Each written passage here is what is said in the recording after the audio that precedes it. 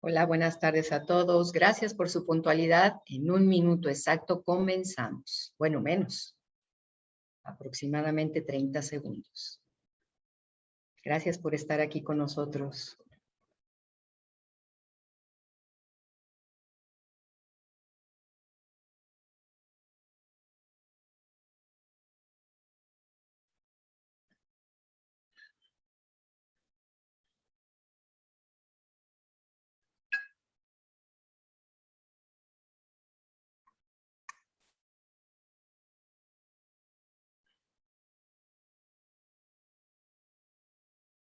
Hola, ¿qué tal? ¿Cómo están? Buenas tardes a todos. Bienvenidos al quinto y último día de trabajo de este primer encuentro binacional de estudiantes de posgrado en educación México-Ecuador de Unisán Cancún y la UTICO Ecuador.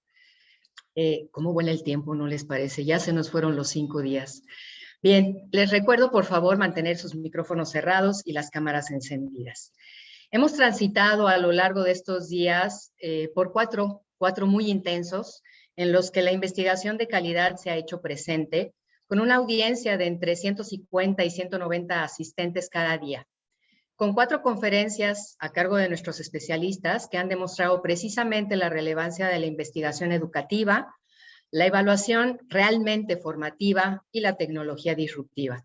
Además, este encuentro ha sido testigo de 22 ponencias que han presentado los avances y resultados de las investigaciones que se conducen en la actualidad en ambas instituciones en nuestros países, que versan sobre temas tan variados y pertinentes como la presencia inminente de la tecnología en las aulas, las diversas concepciones de la enseñanza-aprendizaje de las lenguas extranjeras y las matemáticas, la necesidad de desarrollar habilidades blandas desde la educación básica hasta la medicina y el cuidado de la salud y el medio ambiente, y la hasta ahora poco atendida necesidad de formación y profesionalización de los docentes de preescolar, en la que ya se están tomando acciones desde Unisán Cancún. Cerraremos pues este ciclo una vez más con una conferencia inicial con duración de 20 minutos para continuar con las 4 ponencias de nuestros investigadores de hoy. Como ustedes saben, ambos formatos culminan con una sesión de preguntas y respuestas con base en las preguntas que planteen ustedes en el chat que tienen a su disposición. Por ello, les reitero que recibiremos sus preguntas con mucho entusiasmo en este chat para que en el momento oportuno sean planteadas a quien corresponda, porque este evento lo construimos entre todos. Recuerden que este ejercicio del debate final, tanto de la conferencia como de las ponencias, es una oportunidad para que nuestros conferencistas y ponentes compartan más con nosotros y aprendamos de ellos sobre lo que saben, hacen y son. Invito entonces a nuestros ponentes a que recuerden que disponen de 15 minutos para sus presentaciones y que recibirán un aviso preventivo en el minuto 13 de su ponencia para que puedan iniciar con sus conclusiones y terminar así en tiempo y forma el programa del encuentro. Es importante también que estén pendientes de su turno de acuerdo con el programa que recibieron por correo electrónico y que compartan su presentación en el momento que escuchen su nombre y les sea cedido el micrófono. Iniciemos entonces las actividades de este quinto y último día del primer encuentro binacional México-Ecuador a cargo de la doctora Dency Malena Peláez Pacheco. Ella es especialista de Unisán Cancún y les platico un poco de su abundante trayectoria. Ella es licenciada en bioquímica, maestra en ciencias biomédicas, doctora en biotecnología, doctorante, investigadora y docente en ciencias de la educación en Unisán Cancún. Actualmente se desempeña como investigadora del Centro Internacional de Capacitación, Investigación y Posgrado, es asesora pedagógica y docente en instituciones de distintos niveles educativos en México y cofundadora del Instituto Universitario de la Cruz Roja Mexicana. Es también mentora del equipo de investigación para el International Genetically Engineered Machine y es revisora internacional de la revista Conciencia. Coordina además el área de ciencias en los consejos técnicos de la Secretaría de Educación Pública en Quintana Roo. Está certificada por Conocer y es certificadora en las diferentes normas de la misma institución. Ha sido nominada a docente extraordinario de carreras de STEAM. Es miembro activo también de las organizaciones de mujeres en ciencias de la UNESCO y el CONACYT. Además, es autora de decenas de manuales educativos, tesis y artículos de investigación en revistas educativas y científicas nacionales e internacionales. Recibamos entonces a la doctora Densi Malena Peláez Pacheco en el marco de este primer encuentro binacional de estudiantes de posgrado en educación México-Ecuador, titulada La investigación enfocada a la relevancia y calidad. Adelante, doctora Peláez, cedo el micrófono. Gracias, Adriana, por la presentación. Es un honor compartir esta tarde con ustedes después de haber vivido estos 4 días de interesantes investigaciones. Hoy precisamente vamos a platicar de esta investigación orientada a la relevancia y calidad, y esto va a tener una agenda de 3 puntos importantes. Estos 3 puntos están relacionados con el lema de este encuentro, que es por una investigación educativa de calidad, pertinencia y compromiso social. Primero vamos a ver una introducción de lo observado en el evento, luego vamos a hablar de la calidad de las investigaciones que se están presentando y finalmente les daré unos consejos para mejorar la calidad como investigadores. Esto era una concepción de todos hace unos años de cómo lucía un investigador. Hoy nos damos cuenta, y más después de esta semana, que los investigadores lucen así. Eso quiere decir que cada vez el papel de la investigación está siendo más democratizado y llevado a las aulas. Eso significa que cada uno de nosotros que hemos participado en el evento llegaremos a enseñar a investigar a nuestros alumnos de preescolar, de educación básica, media y superior. La investigación es cada vez más importante en este trabajo académico. No se puede concebir la investigación sin docencia y la docencia sin investigación. Van de la mano, coexisten. Educar implica esta dualidad porque todos, independientemente de la carrera o el nivel educativo, tenemos que investigar y enseñar a investigar. Ahora, como todos, sabemos que cuando empezamos a investigar tenemos una expectativa, pero en el camino pues hay una realidad. Y este camino sinuoso tiene sus altibajos y tiene sus momentos de éxito y algunos de frustración. Sin embargo, en cada momento tenemos que tener en cuenta una evaluación.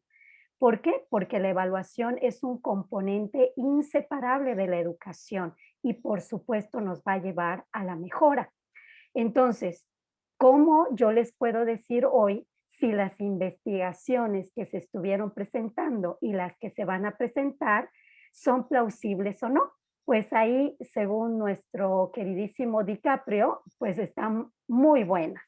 Pero hay que tener parámetros e indicadores. No es tan sencillo, no es un checklist de tu investigación es buena o mala. Depende de los instrumentos, depende de la persona misma, de la institución, incluso del país. Eso sí, la determinación de la calidad de la investigación va a tener como objetivo evaluar la capacidad de comunicabilidad, la calidad de los datos, la idoneidad de los procedimientos escogidos, la consistencia interna, la validez del constructo mediante comparación o contraste y la validez de los análisis realizados, así como la valoración de los alcances de la investigación. Entonces, nosotros podemos decir que la calidad en los años 50, 60, pues se controlaba. Hoy, más bien en los años 70, 80, había un aseguramiento de la calidad. Y hoy todo el mundo habla de calidad. En los años 90 incluso se decía la calidad total. Nosotros diremos que para nosotros la calidad es una filosofía, es una cultura, una estrategia, un estilo de gerencia que va a estar centrado en la calidad como el objeto mismo, el objetivo enfocado a la mejora continua, donde estamos jugando un papel muy importante nosotros como investigadores. Entonces, la calidad de un estudio de investigación va a ser la capacidad de para alcanzar conocimientos verdaderos. Y además, en este alcance, nosotros vamos a cumplir una demanda de la sociedad. Entonces, equivale a conocer en qué grado de certeza se está alcanzando esta resolución demandada por la sociedad. Ahora, ¿cómo vamos a medir las investigaciones? ¿Cómo las estamos midiendo? ¿Cómo las estoy observando? En realidad tenemos que decir que no hay un solo momento. Yo les muestro en este caso 3 partes. El proceso mismo de la investigación que cada uno de ustedes ha realizado con sus tutores o que realiza en sus centros educativos. La presentación del producto, que es lo que estamos haciendo ahora, presentar los resultados o quizá incluso un informe, y a futuro el impacto social que va a tener esta investigación. Entonces, el proceso investigativo, por supuesto, va a tener un rigor que se va a construir durante todo el estudio y compete a quien investiga lograrlo. Lo que estamos haciendo hoy con la presentación del producto es que el informe está diseñado para persuadir para un lector, pero también para que sea comprensible a todos los que estamos oyendo. El impacto social lo vamos a ver a futuro porque no vamos a evaluar las habilidades del investigador, sino del mismo trabajo. Aquí hago una analogía, por ejemplo, con estas fotografías.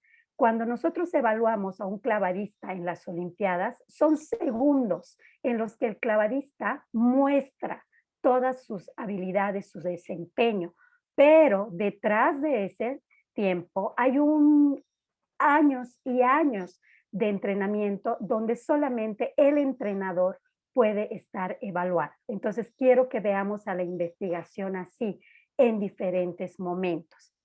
Groves nos decía en su libro What Makes a High Quality Clinical Research Paper que un artículo de investigación de alta calidad debería empezar por una investigación de alta calidad.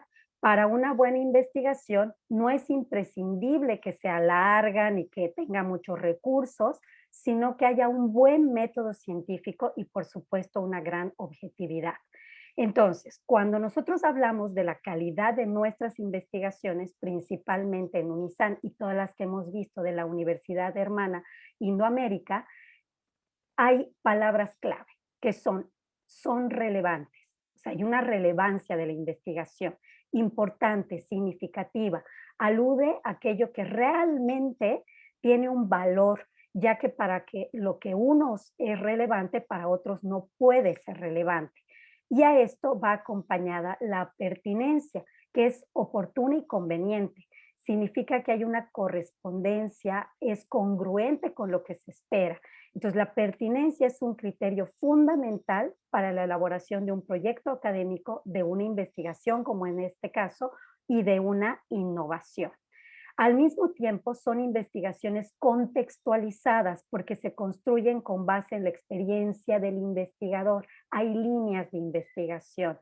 Son innovadoras porque estamos viendo que se están enfocando en áreas que necesitan innovación y por supuesto integrales porque son las funciones sustantivas de la universidad: formación, investigación y vinculación con la sociedad y gestión del conocimiento.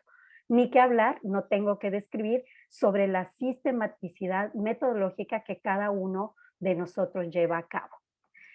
Por otro lado, Flirk también nos menciona palabras como que una investigación tiene que ser fiable, válida, tiene que tener una confiabilidad externa, una confiabilidad interna, una capacidad de justificación, nos dice Silverstein, que tenga posibilidades de transferencia y que haya una objetividad. También Stein nos dice que tiene que tener estos elementos: una comprensión intersubjetiva, una idoneidad metodológica, que su fundamentación empírica esté bien dada con los resultados obtenidos, que tenga un espectro de validez de toda la teoría que se generó, obviamente una coherencia, una relevancia, y esta palabra con la que yo estoy plenamente de acuerdo, y es la reflexibilidad. Reflexibilidad, que el investigador sea particularmente consciente de la influencia de su formación de origen, de sus planteamientos de partida, de su perspectiva de abordaje del fenómeno en estudio, y que van a ejercer durante todo el proceso y los resultados de investigación. Entonces, para nosotros la reflexibilidad se representa no como un criterio, como un checklist para evaluar la calidad, sino como un instrumento mismo para lograrla. Por otro lado, en un informe de investigación, por ejemplo, SUPO, nos dice que tiene que tener bien clara la línea de investigación, por supuesto, cada quien tiene que saber usar sus talentos en el lugar donde se desempeña, un propósito de estudio que va a conocer de alguna manera, pero también va a transformar la realidad, la población de estudio, el cuadro de variables bien definido, un marco teórico que tiene un marco conceptual y tiene todos sus antecedentes y también una intención analítica, una recolección de datos, muestras, objetivos, todo con un control de mediciones. Entonces, sí hay checklists como este que les muestro aquí, que pues con este se evalúan algunos trabajos ya terminados, unos informes de investigación terminados, pero no estamos nosotros en una camisa de fuerza enfocándonos en esto, sino en todo lo que ya les platiqué de los diferentes momentos en los que tenemos que ver la calidad de nuestras investigaciones. Ahora nos vamos al punto número 2 del impacto y futuro, o sea, cómo nosotros vamos a ver nuestra investigación en el futuro. Todo se mide, todo se rankea. En esta imagen les muestro la correlación que existe entre la inversión de la investigación y el desarrollo de los países. Claramente vemos a Estados Unidos, claramente vemos a China y cada vez nos damos cuenta que los países líderes en tecnología son aquellos que están invirtiendo en la investigación. Tenemos a Japón líder en la industria automotriz, tenemos a Estados Unidos en la parte aeroespacial y pues la empresa que más está ahora invirtiendo en investigación es Amazon. ¿Por qué? Porque de eso depende el desarrollo, que es lo que estamos diciendo. Ahora, ¿qué hay con la investigación en América Latina? Aquí tenemos una tabla de referencia del 2019, donde Brasil encabeza la producción científica en Latinoamérica, seguida de México, Argentina, Chile, Colombia, Ecuador y los demás países. Esta producción latinoamericana, por supuesto, nos va a consolidar lo que acabo de decir. La investigación, nosotros como investigadores, vamos a alcanzar una innovación. Esa innovación obviamente se va a reflejar en una calidad académica, pero además va a contribuir al desarrollo de nuestros países. Así de importante es. Ahora, el ranking de investigación, pues tiene que ver con las universidades y su ranking académico. Las universidades que invierten en investigación mejoran su ranking académico. Ahí estamos viendo pues estas universidades que sabemos nosotros están muy bien rankeadas, Oxford, Harvard, Cambridge y todas las demás. Sin embargo, nosotros desde nuestras trincheras tenemos que decirles a todos nuestros alumnos y a nuestros colegas que tenemos que ser investigadores, porque de eso depende el desarrollo de los países. Alguien nos va a decir, yo no voy a ser investigador, yo voy a ser CEO de una empresa. Pues, ¿qué crees? Tienes que investigar a la competencia. Alguien dirá, no, yo voy a ser candidato en las próximas elecciones presidenciales. Pues, ¿qué crees? Tienes que ver los datos de corrupción, tendencias de las votaciones, los contextos. No, yo voy a ser alguien que trabaje en una ONG, pues hay que investigar el ambiente. En resumen, cualquier persona tiene que investigar. Todos tenemos que entender un artículo científico al final. Y además que la educación para sus egresados está demandando habilidades, competencias vinculadas con la investigación. El Banco Interamericano de Desarrollo ya nos decía, necesitamos creatividad, pensamiento estratégico, tenemos que tener capacidad de análisis, tenemos que tener esta capacidad de solucionar problemas. Y la encuesta nacional de egresados del 2017 de México nos dice que la toma de decisiones es la segunda habilidad más valorada por los egresados de las universidades públicas y privadas. Por lo tanto, seguimos en el camino de es necesaria la investigación. Ahora, nuestras investigaciones, así como estos rankings que les mostré, se van midiendo como con los papers, los artículos publicados, las personas que citan estos papers y el factor H. Entonces, cuando nosotros hablamos de participar en estas conferencias, encuentros, en publicar en revistas, estamos siendo medidos como investigadores. Y es cierto que los datos son desalentadores en la educación, pero nosotros estamos haciendo ya algo al respecto. En México, de los 308 investigadores educativos del Sistema Nacional de Investigadores, solo el 10.7% de los 2.879 de áreas de las ciencias sociales corresponden a estos investigadores educativos y solo representan el 3% de los 10.000 nacionales. O sea, realmente la cifra es muy baja. La mayoría, además de estos investigadores, se ha formado en el extranjero antes del año 2000. Menos mal, Unisan Cancún y Universidad Indoamérica, ahora estamos trabajando con estos posgrados en educación y vamos en crecimiento. Los datos también nos dicen que la UNAM tiene el mayor número de agentes de investigación educativa. Ahora, ¿cuáles son los temas que más se están investigando? Lo hemos visto también en estos días, los contextos socioeducativos para ver los factores enseñanza-aprendizaje, los modelos de formación docente, que son tan importantes, la necesidad de actualizar al docente, el estudio de tecnologías, sobre todo ahora con estos ambientes virtuales, y los procesos cognitivos del aprendizaje, que también lo hemos visto en esta semana. Ahora, como tercer punto, ¿qué consejos yo les puedo dar para mejorar como investigadores? Primero, conviertan a su investigación en un hito referenciado a futuro. Tengan una idea, un trabajo original, enamórense de él, establezcan el estado de arte, luego vean cuál es la contribución que va a hacer a la educación y luego cómo va a contribuir a esta solución de la sociedad. Luego, el segundo consejo que les doy es publiquen. La publicación es un vehículo principal para que el conocimiento se incorpore a la comunidad científica, pero no cualquier publicación porque me obligan a hacerlo, sino porque realmente ya vimos mi investigación tiene una calidad. Y con esto vamos a cumplir el rol de contribución al progreso de la sociedad. Ya decía Robert Day en su excelente ya clásico libro, el científico no solo tiene que hacer ciencia, sino también escribirla. Entonces, el tercer consejo que les doy es publiquen, pero en alto impacto. ¿Y qué significa alto impacto? Que tiene que tener un número de papers, un número de citas y este factor H del que les hablé, que está basado en las cifras de Scopus y Web of Science. No es que quizá de la noche a la mañana vamos a llegar a esto, que es el ultra elite de los científicos más influyentes del mundo, no.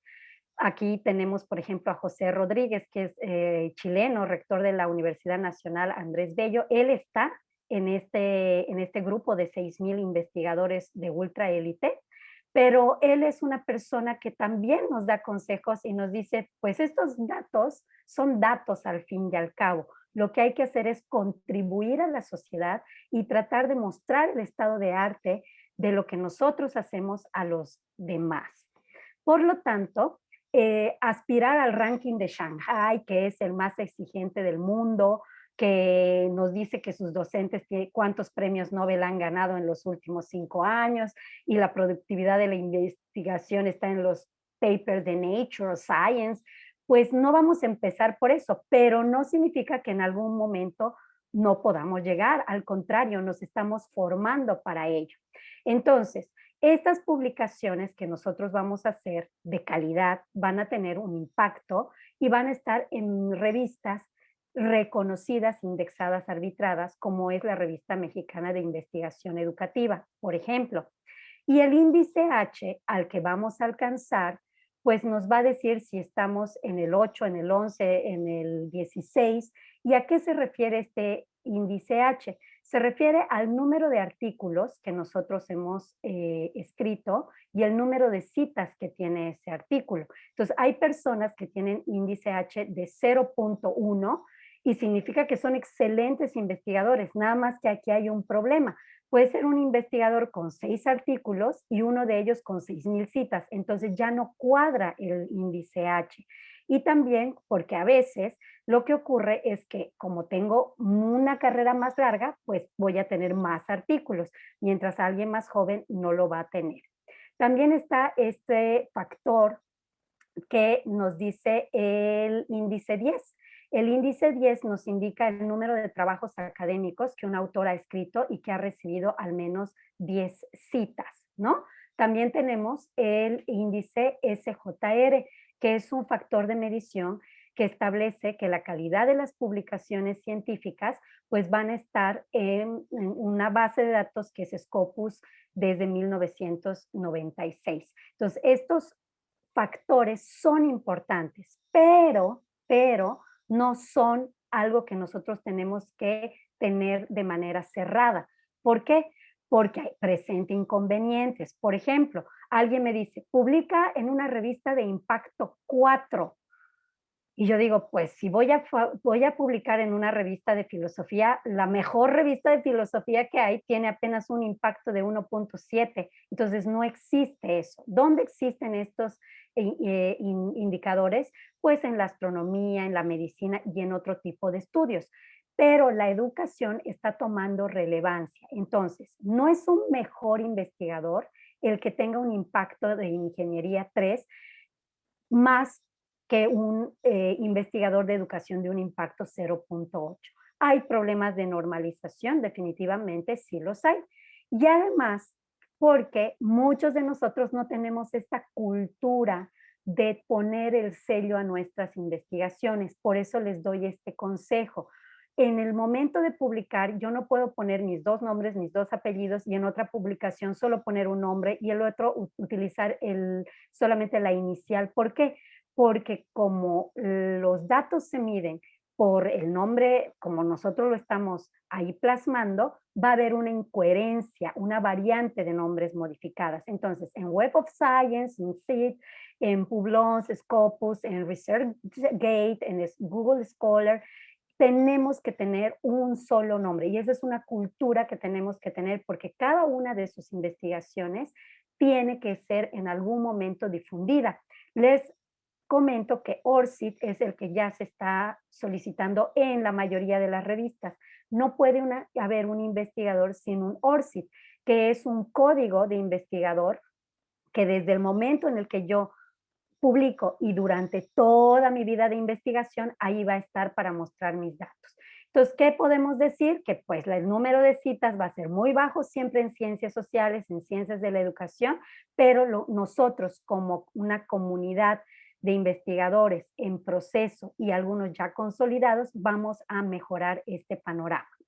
Ahora, esto de como les decía, la matemática muy cerrada hace que algunas veces hayan estas inconformidades. Entonces ha surgido ahora el altmetric, que es, pues son métricas que surgen como alternativa a estos factores de impacto, el índice H, por ejemplo, donde se mide las visualizaciones, descargas, likes, y con eso nosotros podemos decir publica o perece. También están los Web of Metrics, que nos van a decir qué impacto tenemos en Internet. Entonces, en resumen, todos nosotros como investigadores vamos a tener una trayectoria científica con una calidad de publicaciones, tal vez de alguna patente, un prototipo, vamos a ser líderes de grupos de investigación y pues emprender estas líneas. Por último, los consejos que les doy, trabajemos en equipo. Es muy bueno confiar en las personas, eliminar el miedo a las estadísticas y animar a los demás a brillar. No es solo brillar uno, sino también ayudar a brillar a alguien más. Darse una sesión semanal para reflexionar, no estar apresurados, trabajando sin espacio, navegar, escuchar música. Este premio Nobel Oliver de Medicina nos dice, no se tomen libre todo el fin de semana, utilicen los sábados, siguiendo pues el instinto sin ninguna lógica. Yo mis mejores descubrimientos los he realizado los sábados. Y el premio a un Grammy, tal vez lo podamos conseguir nosotros haciendo una analogía de la investigación con una investigación. Eso no es el caso. No seamos investigadores de una época, sino investiguemos toda nuestra vida, porque de eso se trata la calidad como investigador. Como conclusiones, ¿qué les puedo decir? Que esta semana he visto mucho talento, mucha calidad, mucha calidez. No hay deserción educativa en nuestras instituciones y esta comunicación que estamos utilizando en estos encuentros, congresos, seminarios, por supuesto van a mejorar el desarrollo de la calidad educativa en cada uno de nuestros países. Muchísimas gracias. Con esto cierro y adelante con las preguntas. Gracias, doctora Peláez, sobre todo por hacernos conscientes de todo lo que hacemos como investigadores, pero también de lo que debemos hacer y tenemos que aprender, y sobre todo, como dice usted, con rigor científico. Además, pues por resaltarnos aquellas áreas en las que las tendencias marcan que son las más populares, podríamos decir, para hacer investigación, lo que nos pone en la situación de poder identificar en dónde hace falta investigar. Tiene usted muchas felicitaciones y bueno, Nurinarda, perdón, comenta, excelente opinión. ¿Qué aspectos debemos considerar para dejar calidad en nuestra investigación? Y gracias por transmitir su pasión, respeto y amor hacia su trabajo. Y yo le tengo una pregunta, doctora, a nivel personal. La investigación no debe estar restringida a nivel posgrado. ¿Qué cree usted que debiéramos hacer para estimular la investigación? No digo curiosidad, porque el niño es curioso de por sí, Así es. pero para estimular la investigación en ellos. ¿Qué hacer? Yo creo que somos investigadores desde que nacemos. Cuando abrimos los ojos estamos viendo las luces con los juguetes. Desde preescolar nos comentaban varias educadoras, se pueden hacer proyectos de investigación, no solamente en ciencia, también en la parte de humanidades, investigar el estado de ánimo. En la primaria, pues estamos viendo ahora en las áreas STEM que muchos docentes están incentivando a hacer prototipos, a trabajar la agricultura, los huertos verticales. En la parte de la secundaria también realizar estas investigaciones médicas, que por qué los cubrebocas sirven, otros no. Entonces, cada uno de los docentes que estamos frente a grupo, tenemos que ver la línea de investigación, algún proyecto educativo. Personalmente, yo trabajo un proyecto por semestre con el área de educación media, y con educación básica trabajo 2 de manera anual. Y los muchachos tienen al principio grandes problemas, como les mostraba el camino sinuoso, pero cuando terminan, tienen ellos esta reflexión y dan unos resultados más allá de los esperados. Entonces yo les invito a todos ustedes a leer un poquito más de estrategias, técnicas, de tener la idea y sobre todo la motivación, las ganas para enseñarles a investigar, porque ya todos somos aquí investigadores, sabemos cómo seguir las líneas, pero hay que entrenarnos y entrenarlos. Perfecto. Pues muchísimas gracias, doctora, por su intervención. Vamos a continuar entonces con las ponencias del día de hoy. En primer lugar, tenemos la ponencia de nuestro investigador Genjiri Isaac Pérez Coral. Él es alumno de posgrado de Universidad Santander Cancún y el tema de su investigación es modelo del uso del ajedrez como estrategia para la educación física en niños con necesidad especial, el síndrome de Lennox-Gastaut. Adelante, Isaac. Buenas tardes. ¿Me escuchan? ¿Sí me escuchan? Perfectamente, sí, nada más falta tu presentación, por favor. ¿Está cargando?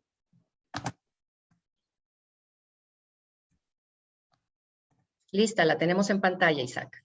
Perfecto, muchísimas gracias. Antes que nada, pues muy buenas tardes a todos. Y la verdad, el escuchar a la maestra Densi, pues la verdad me motiva también pues a esta investigación que también yo estoy desarrollando. Perdón, sigue cargando.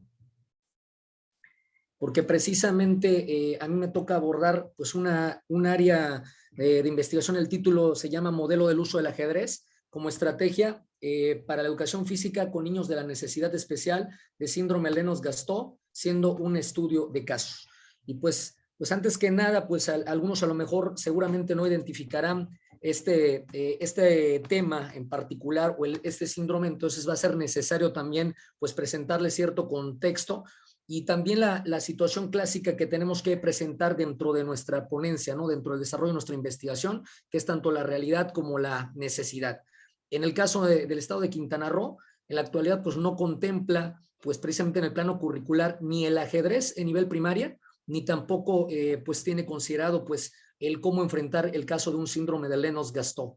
Y pues la necesidad en particular de esta enfermedad es que se presente en niños prácticamente de preescolar, y la verdad es que tienen varios problemas en su desarrollo, tanto psicomotor como cognitivo, y entonces, por lo tanto, la oportunidad a través de estas áreas de ajedrez y educación física de poderla contrarrestar esta situación del síndrome.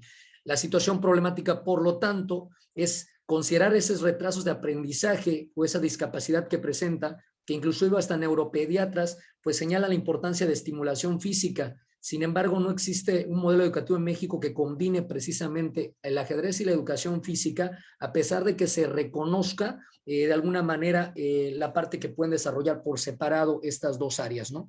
El problema de investigación también es importante señalar cómo desarrollar entonces ese proceso de enseñanza-aprendizaje en la clase de educación física, potencializando el aprendizaje del ajedrez para desarrollos con este síndrome, siendo a través de un estudio de casos que está en desarrollo. En esta parte, pues es importante, pues general, de manera conceptual, pues considerar los puntos de desarrollo que tenemos que considerar, pues en la investigación, por supuesto, está la parte educativa, lo que es en sí el juego de ajedrez, el conocer aspectos de la discapacidad, de la misma motricidad, lo que es el síndrome en particular y lo que es aspectos, por ejemplo, el cuadro de epilepsia, porque algunos pues docentes de repente podemos enfrentar no precisamente el síndrome de Lennox-Gastaut, pero algunos niños que presentan este tipo de problemas y muchas veces nos topamos con que hay la dificultad para llevarlos a cabo, cómo contrarrestarlo, ¿no? Y por supuesto también un tema que está vigente en cualquier programa educativo, lo que es el respecto a la inclusión, que siempre estamos buscando la forma de cómo contribuir y participar con los niños dentro de la clase.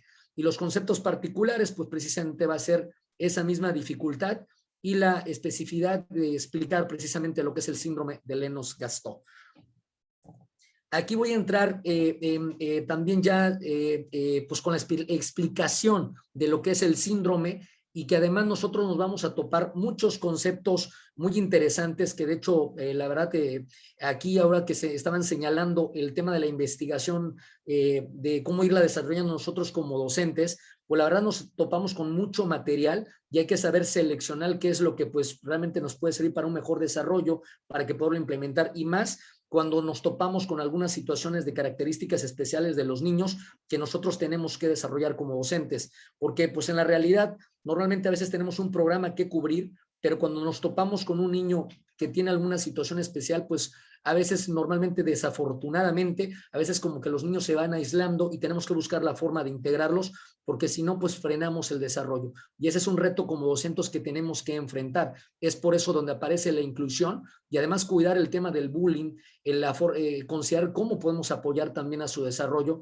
Y el caso de los maestros de educación física, ahí tenemos también otro ejemplo en el caso de México, que culturalmente realmente a veces algunos se desconceptualiza, se etiqueta también a veces al maestro de educación física de que pues nada más es tirar la pelotita, cuando realmente tiene un impacto muy importante en el desarrollo del niño, que pues realmente hacen un todo junto con el maestro frente a grupo en las edades de preescolar y primaria, que son fundamental, y en este síndrome pues realmente es la etapa para poderlo atacar y para poder contrarrestar problemas que en un futuro pues realmente van a ser irreparables, cognitivamente hablando y también desde el punto de vista de motor, ¿no? de coordinación.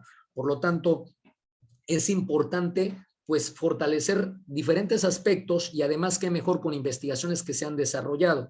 La verdad es que si nosotros solamente enfocáramos en la parte del ajedrez, nos encontraríamos, por ejemplo, el caso del maestro Vencio Blanco, que señala todas las bondades del ajedrez, que pues lo describe ajedrez escolar, pero realmente habla de muchas habilidades y valores que además son muy importantes en cualquier contexto educativo, aun cuando no presentaran algún problema de síndrome. Inclusive nosotros nos topamos que muchas veces pues cualquier docente o cualquier persona cuando escucha ajedrez pues entiende que este juego pues da la oportunidad de desarrollar varios aspectos cognitivos, pero desafortunadamente también nos encontramos con un paradigma que enfrenta este juego, que realmente algunos lo consideran difícil, algunos lo consideran aburrido y algunos inclusive lo consideran que a lo mejor pudiera ser un tema elitista para poder desarrollar. Es en unos minutos más lo retomo para exponer pues cómo contrarrestar este aspecto con el que a veces es etiquetado. Sin embargo, también hay otro tema muy importante del sistema teórico que encontré, y quién mejor con uno de los que realmente muchas veces he citado a veces en la parte educativa,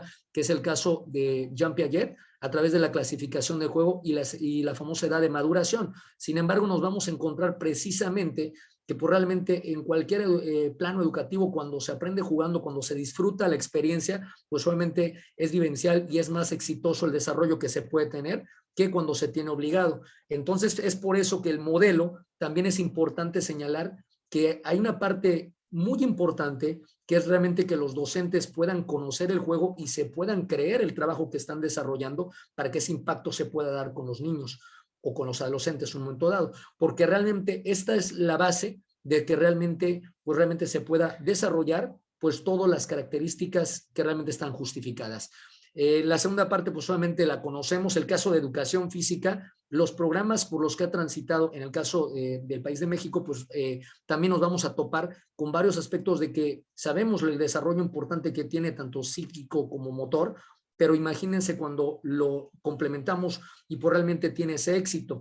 Y aquí puedo hablar inclusive de experiencias personales que aun cuando no presentaron el síndrome, aquí en México también tenemos un concurso de clase modelo, por ejemplo, de educación física, en el que me tocó el poder desarrollar por ahí una serie de actividades en las que sí se pueden hacer actividades físicas y en la que inconscientemente el niño está jugando y está aprendiendo a hacer algunos movimientos de las piezas de ajedrez. Entonces, los que no tienen un problema de desarrollo motor grave, pues realmente sí se pueden implementar ese tipo de actividades y que obviamente pues la vivencia cuando después se les dice que también aprendieron a jugar ajedrez, pues es maravilloso. También aparecen algunas otras investigaciones que tuve la oportunidad de encontrar, en particular precisamente la de Osorio, en la que hay programas muy interesantes que ahí ya señalan una referencia de la combinación de ajedrez y educación física, la que realmente se está trabajando de manera por encontrar, porque francamente estaba aislada, es el caso del síndrome Lennox-Gastaut, que realmente únicamente la descripción médica y solo la recomendación de neuropediatras de la estimulación, pero como tal un programa para trabajar lo que es el ajedrez o la educación física no lo tiene. Y la justificación es muy sencilla, que realmente el cuadro médico es muy severo, lo que presenta en algunas situaciones extremas el Lennox-Gastaut, y ahora también pues me atrevo a describirlo para que la gente pueda comprender un poquito mejor cómo funciona este síndrome, ¿no? Se le dice que tiene una tríada, porque realmente este problema prácticamente presenta 3 tipos de convulsiones completamente diferentes. Una que tiene una parálisis, que prácticamente en el momento por unos segundos que realmente el chico se queda quieto, pierde el control físicamente y probablemente pues el cabeceo que va presentando durante unos segundos, en algunos casos inclusive minutos que puede durar este tipo de convulsión. La segunda, que es la ausencia, que a veces pues tú puedes querer hablarle y probablemente no te va a estar prestando atención porque se puede tener pues la mente aislada, ¿no? Realmente no prestando atención de lo que se está llevando a cabo. Y aquí inclusive nosotros lo podemos familiarizar con lo que es el autismo. Por lo tanto, también es importante ahí, si algunos de repente nos topamos con el autismo, que también tiene características especiales de cómo se pueda trabajar. Y la última, pues que es la más peligrosa de hecho, es la pérdida de la conciencia, la caída súbita en la que a veces pueden haber golpes, sobre todo en la cabeza, que hay que cuidar. Ahí hay casos que hasta sugieren el uso del casco protector para evitar pues algún tipo de lesión que puedan presentar. Ahora, en la referencia, manejando pues una parte cronológica, pues es importante señalar, pues en educación física está muy claro que predominaba la parte física que se tenía antes, pero después llegamos hasta la era moderna, donde hay la diversificación de métodos que precisamente le van a dar ese énfasis que no es solo un juego, sino de poner el énfasis dentro del desarrollo que se tenga, porque entonces se complementa tanto la parte social como la parte psíquica y por lo tanto, pues esa es la importancia que se tiene automáticamente de educación física y la estimulación que precisamente señalan los neuropediatras. El caso del ajedrez, vamos a encontrar una historia que sus concepciones se van basando en inicio de cómo se fue desarrollando tanto sus aprendizajes o algún tipo de movimiento. Pero aquí la parte que quiero rescatar es sobre todo la de a partir de 1950, donde empieza un bombardeo de lo que es la tecnología, que además es una herramienta que nosotros también podemos ocupar como docentes, porque el ajedrez es un material que se puede ocupar, que pueden jugar a través de torneos, a través de partidas, de las clases que se pueden trabajar en línea. Y ahora que enfrentamos la actual pandemia, imagínense que esta herramienta probablemente se anticipa de que se puede estar trabajando independiente en donde se encuentren. Además, el síndrome es importante que pueda tener la atención del niño, y lo sabemos que son muy pocos minutos que a veces tenemos en un cuadro de un niño normal, entre comillas, cuando no presenta alguna discapacidad, pues imagínense con alguien que sí la padece. Entonces, es importante los elementos tecnológicos que nos podamos hacer para poder ocuparlos, para poderlos desarrollar. El enfoque en México también en educación física, les quiero señalar que particularmente han habido programas muy buenos. De hecho, sabemos que el progreso de cada uno de los programas que tenemos, no solo en el caso de educación física, sino en general, de que tenemos en los contextos educativos.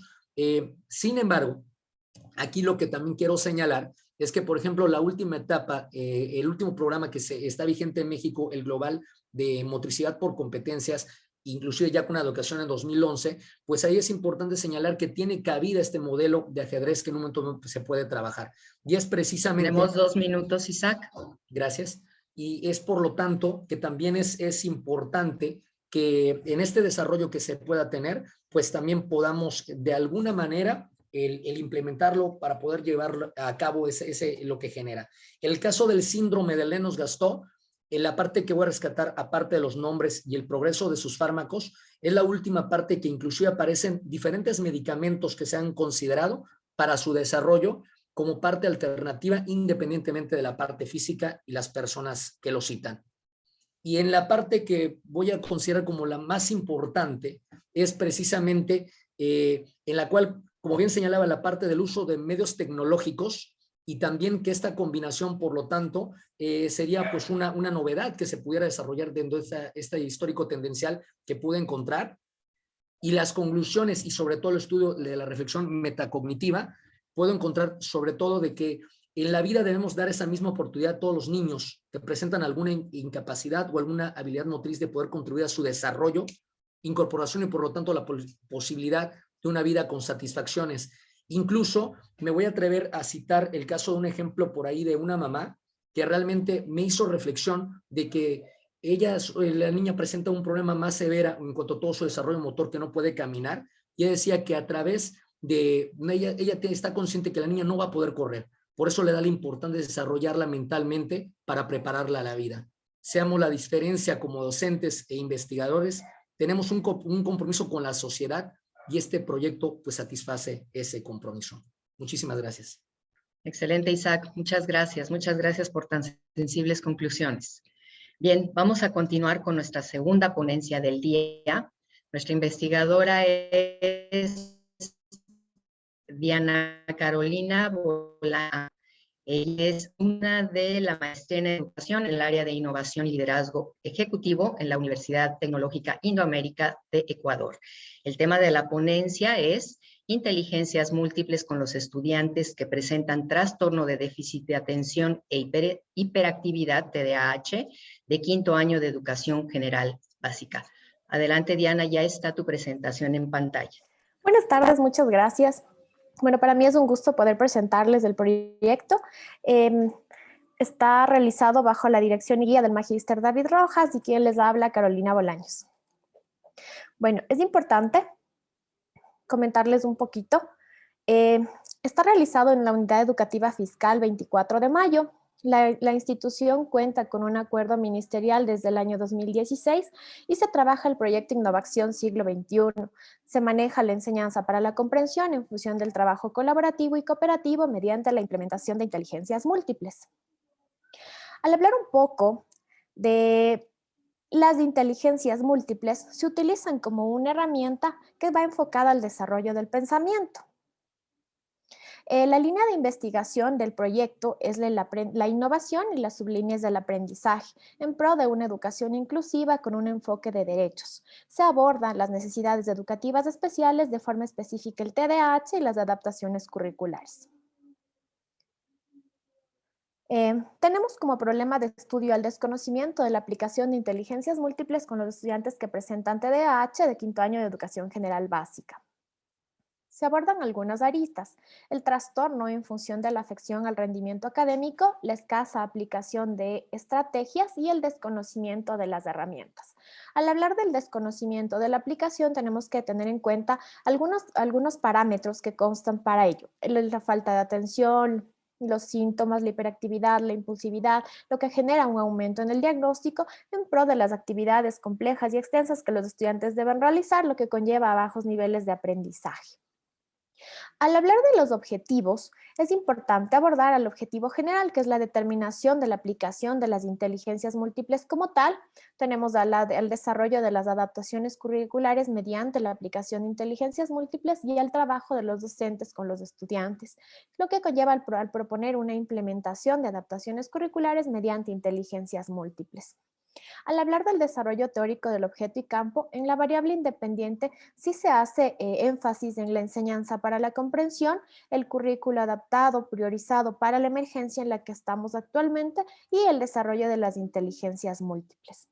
Al hablar de la variable dependiente, tenemos a los problemas de aprendizaje, los síndromes de concentración que influyen directamente en el trastorno de déficit de atención e hiperactividad. Al hablar del diseño metodológico, encontramos al enfoque. El enfoque del proyecto es cual y cuantitativo, haciendo énfasis en el cualitativo que aborda a los individuos. El paradigma es naturalista, en donde todos los sujetos pueden interactuar. La modalidad es aplicada mediante intervención, ya que se creará adaptaciones curriculares, y el tipo de investigación es correlacional, al establecer una relación existente entre las inteligencias múltiples y el TDAH. De igual forma, es bibliográfica documental. Al hablar de la población y muestra, la Unidad Educativa Fiscal 24 de Mayo cuenta con la sección preparatoria elemental y media. Al hablar de los estudiantes, tenemos 848 estudiantes, de los cuales 43 tienen necesidades educativas especiales, 20 de estos tienen TDAH y 5 pertenecen al quinto año de educación general básica, entre edades de 8 y 9 años. Los padres de familia para la muestra son 165 representantes en quinto año, de los cuales 5 representantes con estudiantes que tienen TDAH, que representa el 3%. Al hablar de los docentes, se trabajó con una autoridad, 30 docentes, 5 de ellos en quinto de básica, divididos en 5 paralelos. Al hablar de los métodos, técnicas e instrumentos, se realizó una entrevista a la autoridad educativa, encuestas a los padres de familia y docentes y una ficha de observación para los estudiantes. Bueno, al hablar de las conclusiones, se concluye que la aplicación de herramientas y estrategias para generar aprendizajes significativos se puede dar gracias a las inteligencias múltiples. De igual manera, el trabajo de los docentes influye de forma significativa para manejar el trastorno y atender las necesidades individuales. Y finalmente, la implementación de adaptaciones curriculares por medio de las inteligencias múltiples sí contribuye con el desenvolvimiento del estudiante. Es así que mi propuesta fue: múltiples, diversos e inclusivos, así somos. Esta propuesta nace en función de la atención a las necesidades educativas especiales grado 3, que abordan ya el manejo en contenidos, objetos, recursos y evaluación. Al hablar de los objetivos, la propuesta tiene como objetivo crear una paleta de adaptaciones curriculares. Como objetivos específicos, relacionar las 8 inteligencias múltiples con los contenidos de quinto año de GB. También el seleccionar las actividades apropiadas para los estudiantes con déficit de atención e hiperactividad y establecer actividades relacionadas con cada una de las inteligencias. Se presentan 4 unidades pedagógicas: la caja de herramientas, adaptación curricular, el caso práctico y la evaluación. Al hablar de la caja de herramientas, se presenta el menú didáctico de Bruce Campbell, que cuenta con las 8 inteligencias múltiples, cada una de ellas con una gama de actividades que deben ser resumidas, relacionadas de acuerdo a la necesidad educativa del estudiante.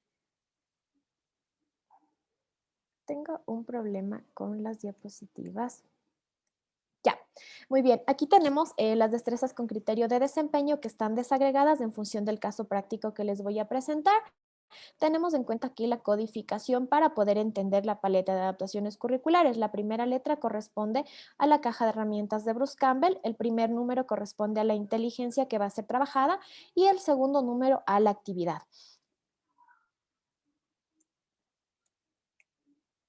La adaptación curricular que se presenta en esta propuesta está enfocada bajo directrices del Departamento de Consejería Estudiantil DS, el manejo de tiempos de trabajo del estudiante y la evaluación diferenciada e individualizada.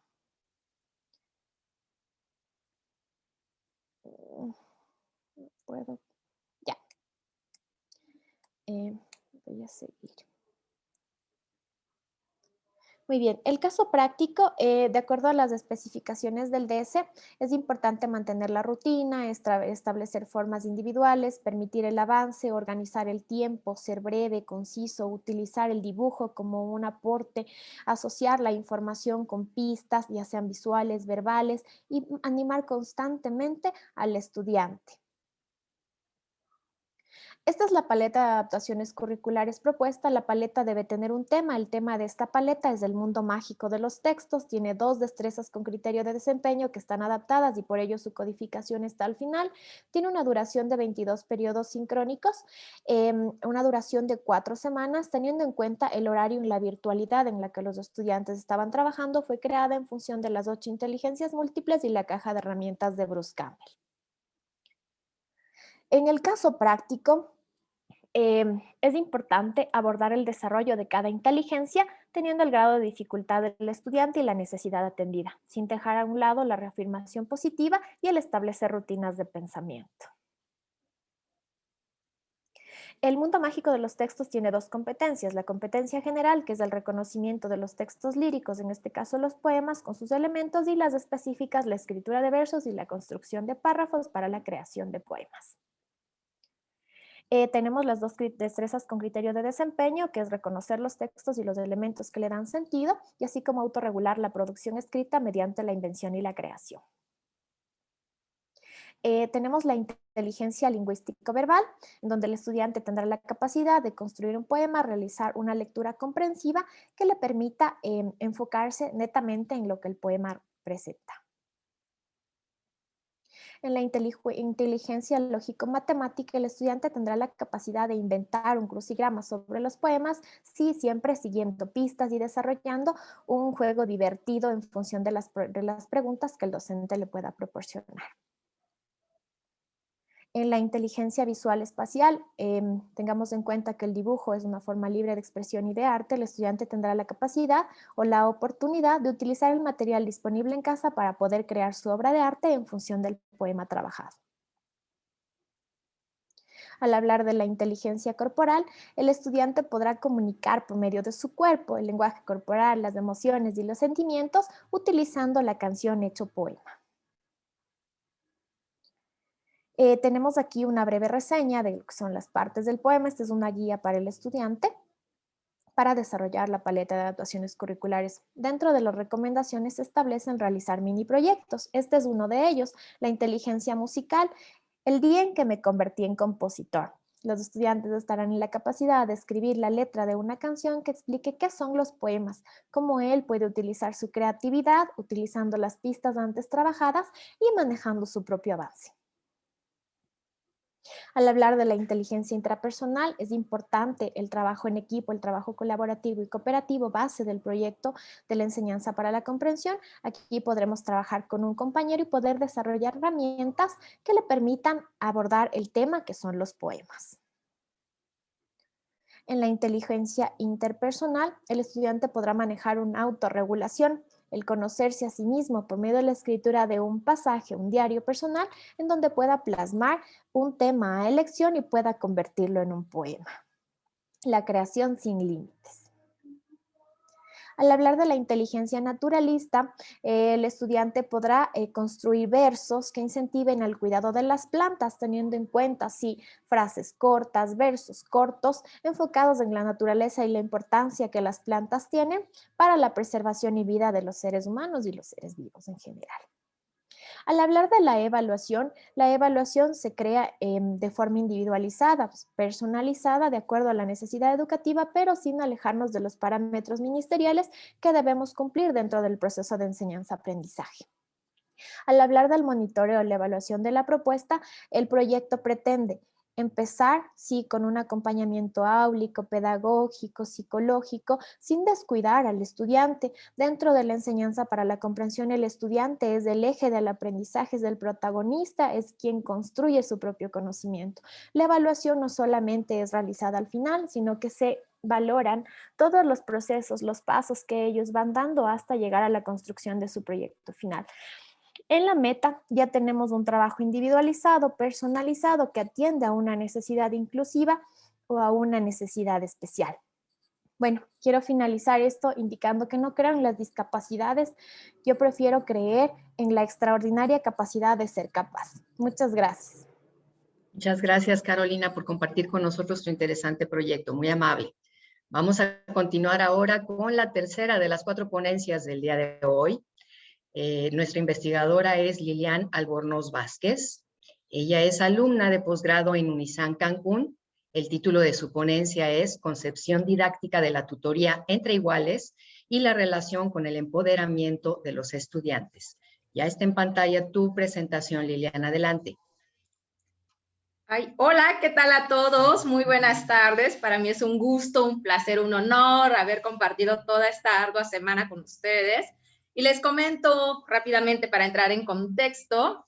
Mi nombre es Lilian Albornoz Vázquez y tengo el gusto de impartir clases en nivel básico y en nivel superior, y tanto en el sistema público como en el sistema privado. Entonces puedo decir que conozco un poquito de todos los contextos que se han estado abordando a lo largo de la semana, y si bien cada contexto, cada sistema tiene sus propias particularidades y áreas de oportunidad, pues yo he decidido enfocarme en esta ocasión para mi investigación en el área público, donde siento que existen muchas carencias en cuestión de recursos, y la cuestión es que hay muchos alumnos con pocos recursos y grandes problemáticas. Entonces, nada más para que entremos en contexto, la concepción didáctica que vengo a presentarles hoy sobre la tutoría entre iguales y la relación con el empoderamiento de los estudiantes, vamos a aplicarlo en esta ocasión para un contexto de educación pública con muchos estudiantes,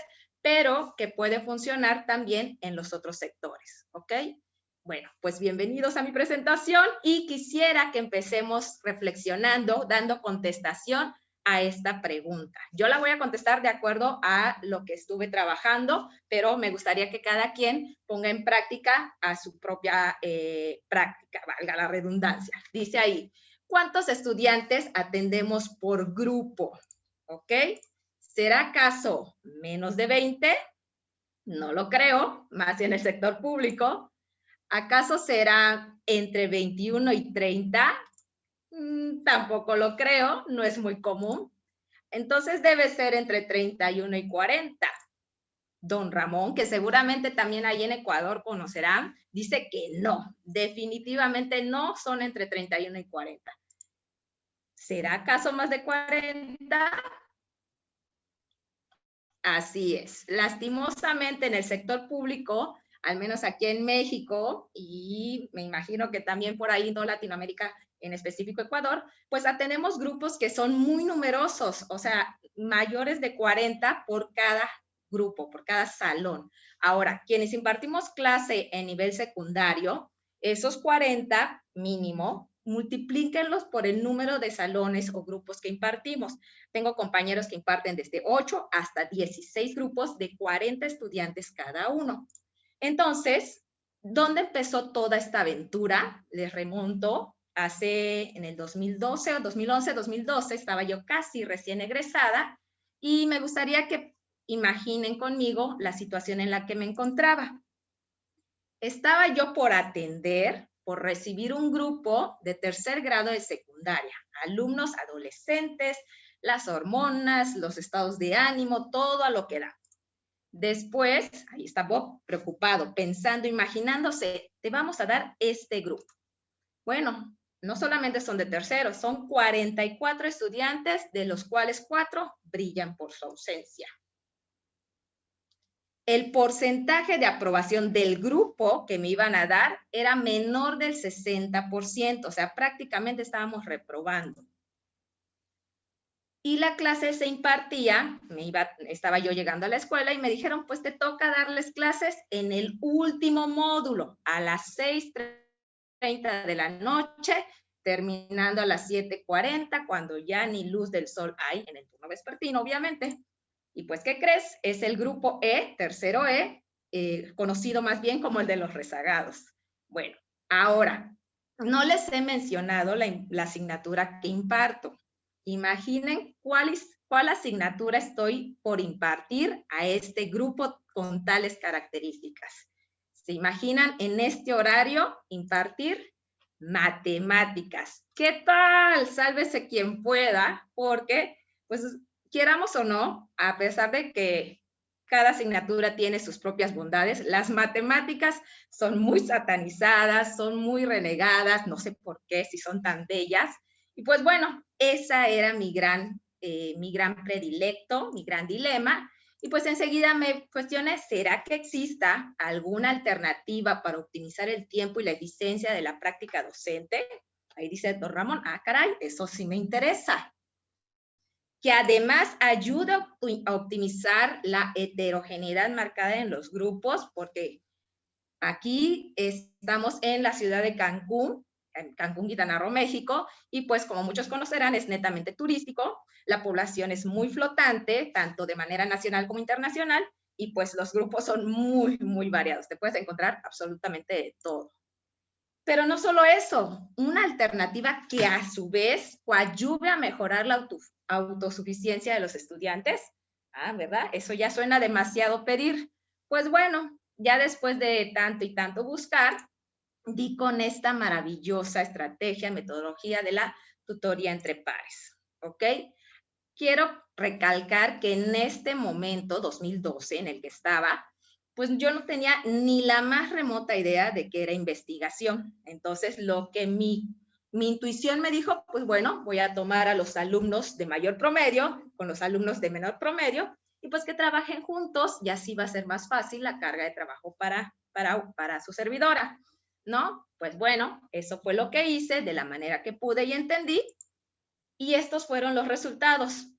Grandiosamente, no sé qué es lo que habré hecho bien, porque les repito, no tenía yo las bases de investigación, solo apliqué por intuición. Este grupo que está determinado, se aplicó una prueba nacional, es una prueba estandarizada en todo México, y este grupo, marcado como un grado de imaginación muy bajo, a pesar de que tuvimos el 14.7%, que ahí yo creo que estarán incluidos los 4 alumnos ausentes, me gustaría quedarme con el 32.4% en elemental, en bueno, el 29% y el 23.5% en excelente, que si podemos observar, ni la asignatura de español ni la de ciencias obtuvo en absoluto. Y pasé de recibir al grupo con un porcentaje de aprobación menor del 60, avancé poquito con el 69, 82, y ya para cerrar el ciclo escolar quedamos en el 95%. Todas esas maravillas lo logró la tutoría entre iguales en una asignatura estigmatizada como complicada, renegada, difícil, no me gusta, no le entiendo. Y pues bueno, ahí quedó, muy buenos resultados, seguí implementando como bien pude entender, los siguientes ciclos escolares. Insisto, no tenía yo muchas bases de investigación ni mucho menos. Doy en 2014 con este manual que ahí entiendo lo que hice, pues era una tutoría entre pares que es una modalidad educativa que consiste en el apoyo mutuo. Se trata de implementar el aprendizaje cooperativo para generar un conocimiento colectivo, reducir los índices de reprobación, abandono, etc. Este manual es de media superior. Yo estaba ahorita en educación básica, pero es muy apegado a las características que teníamos y pues lo avalaba la Secretaría de Educación, que es la institución que figura a nivel nacional y rige todo lo que es el ámbito educativo.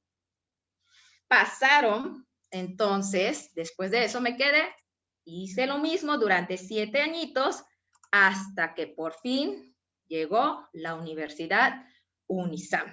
Y en UNISAM aprendí que pues tenía yo que plantear una contradicción de realidad-necesidad. Y ahí empecé con estas bases de investigación, porque si bien había yo cursado previamente una maestría, pues en ella no me enseñaron, o su finalidad no era la investigación. Aprendí muchísimas cosas muy buenas, pero no, digamos que la investigación no era un punto importante.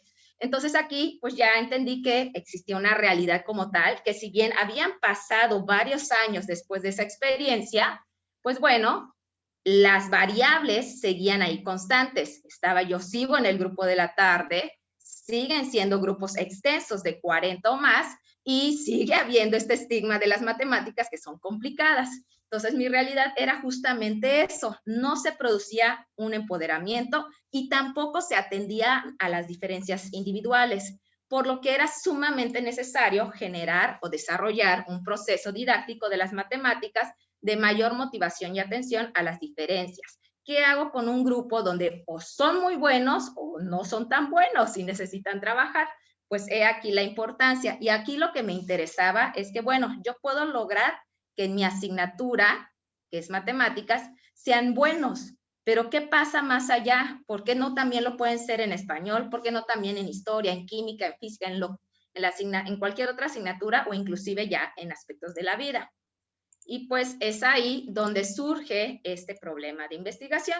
Cómo perfeccionar este proceso de enseñanza-aprendizaje de las matemáticas, que también puede trascender a otras asignaturas a través de la tutoría entre iguales, generando ese empoderamiento que tanto necesitan los adolescentes, sobre todo en esta etapa de incertidumbre, de inseguridad y demás, con la finalidad pues que tengan un mejor rendimiento académico.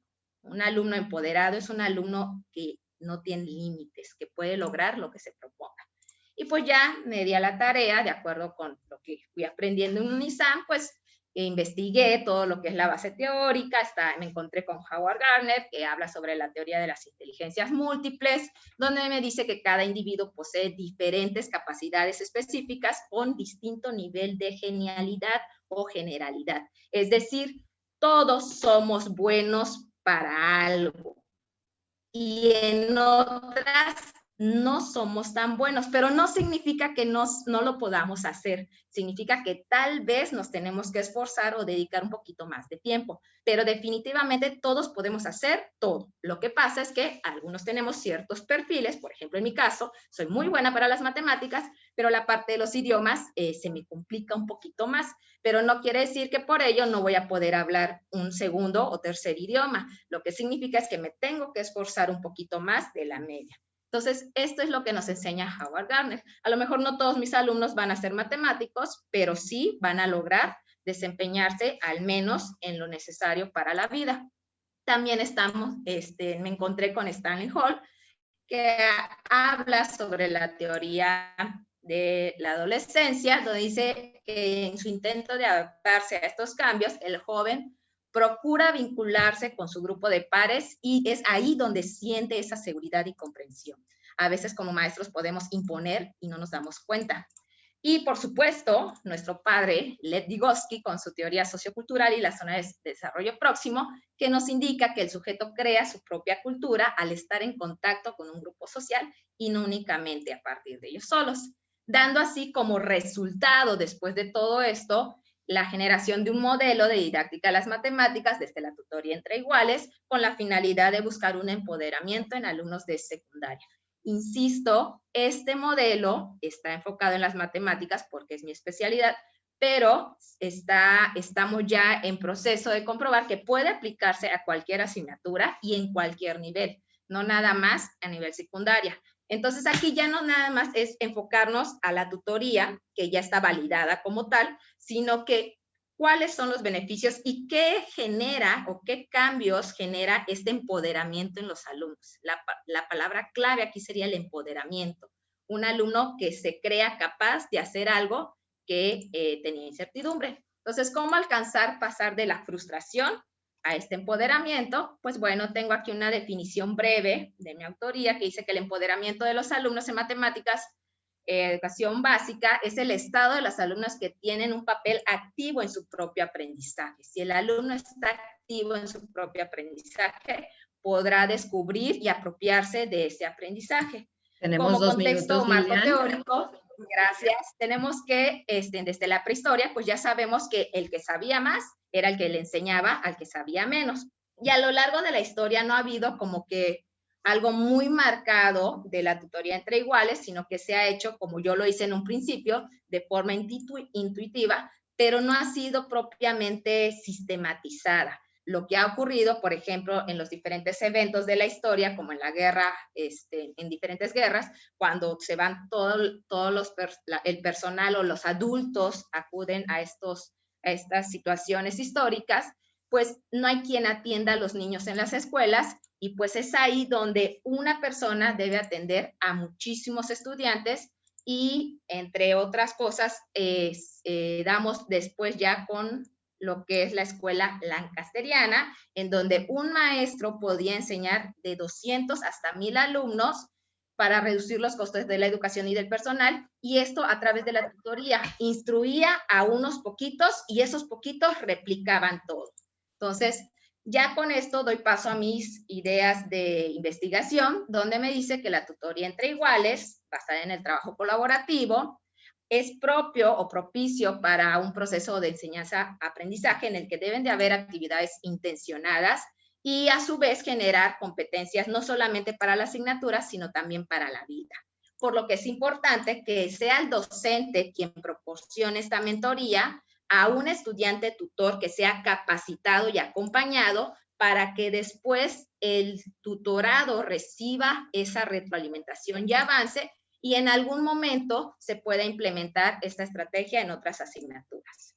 Debe haber un diagnóstico, se debe invitar a quienes van a participar, registrar qué se está observando para después evaluarlo, y a partir de ello, pues tomar decisiones analizando los resultados. ¿Alguna conclusión, Lili? Porque se nos acabó el tiempo. Entonces, que gracias a esto se puede implementar la inclusión, colaboración y la autoestima en los estudiantes. Puede haber un aumento en el dominio de los contenidos y sobre todo el autoconocimiento, autoaprendizaje y aplicación en su contexto, que al final de cuentas no solamente sirve para la escuela, sino también para la vida. Muchas gracias por su atención. Muchas gracias, Lilian. Seguramente contagias el entusiasmo a tus alumnos. Sí, me encanta. Muchas gracias. Gracias. Bien, vamos a la cuarta ponencia del día, ponencia que y está a cargo de Ecuador, de la maestría en educación en el área de innovación y liderazgo ejecutivo. El tema de su ponencia es el aprendizaje basado en proyectos para la enseñanza de los ecosistemas y biomas en estudiantes de educación básica superior. Mayra, ¿puedes compartir tu pantalla, por favor?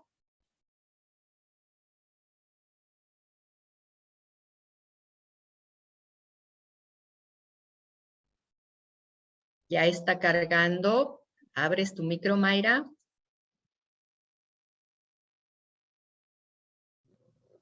No sé si me escuchan. Listo, perfecto. Hola, muy buenas tardes con todos. Un gusto y un placer enorme compartir esta tarde con ustedes. Bueno, perdón un ratito, tengo un problema con la diapositiva que no se me pasa.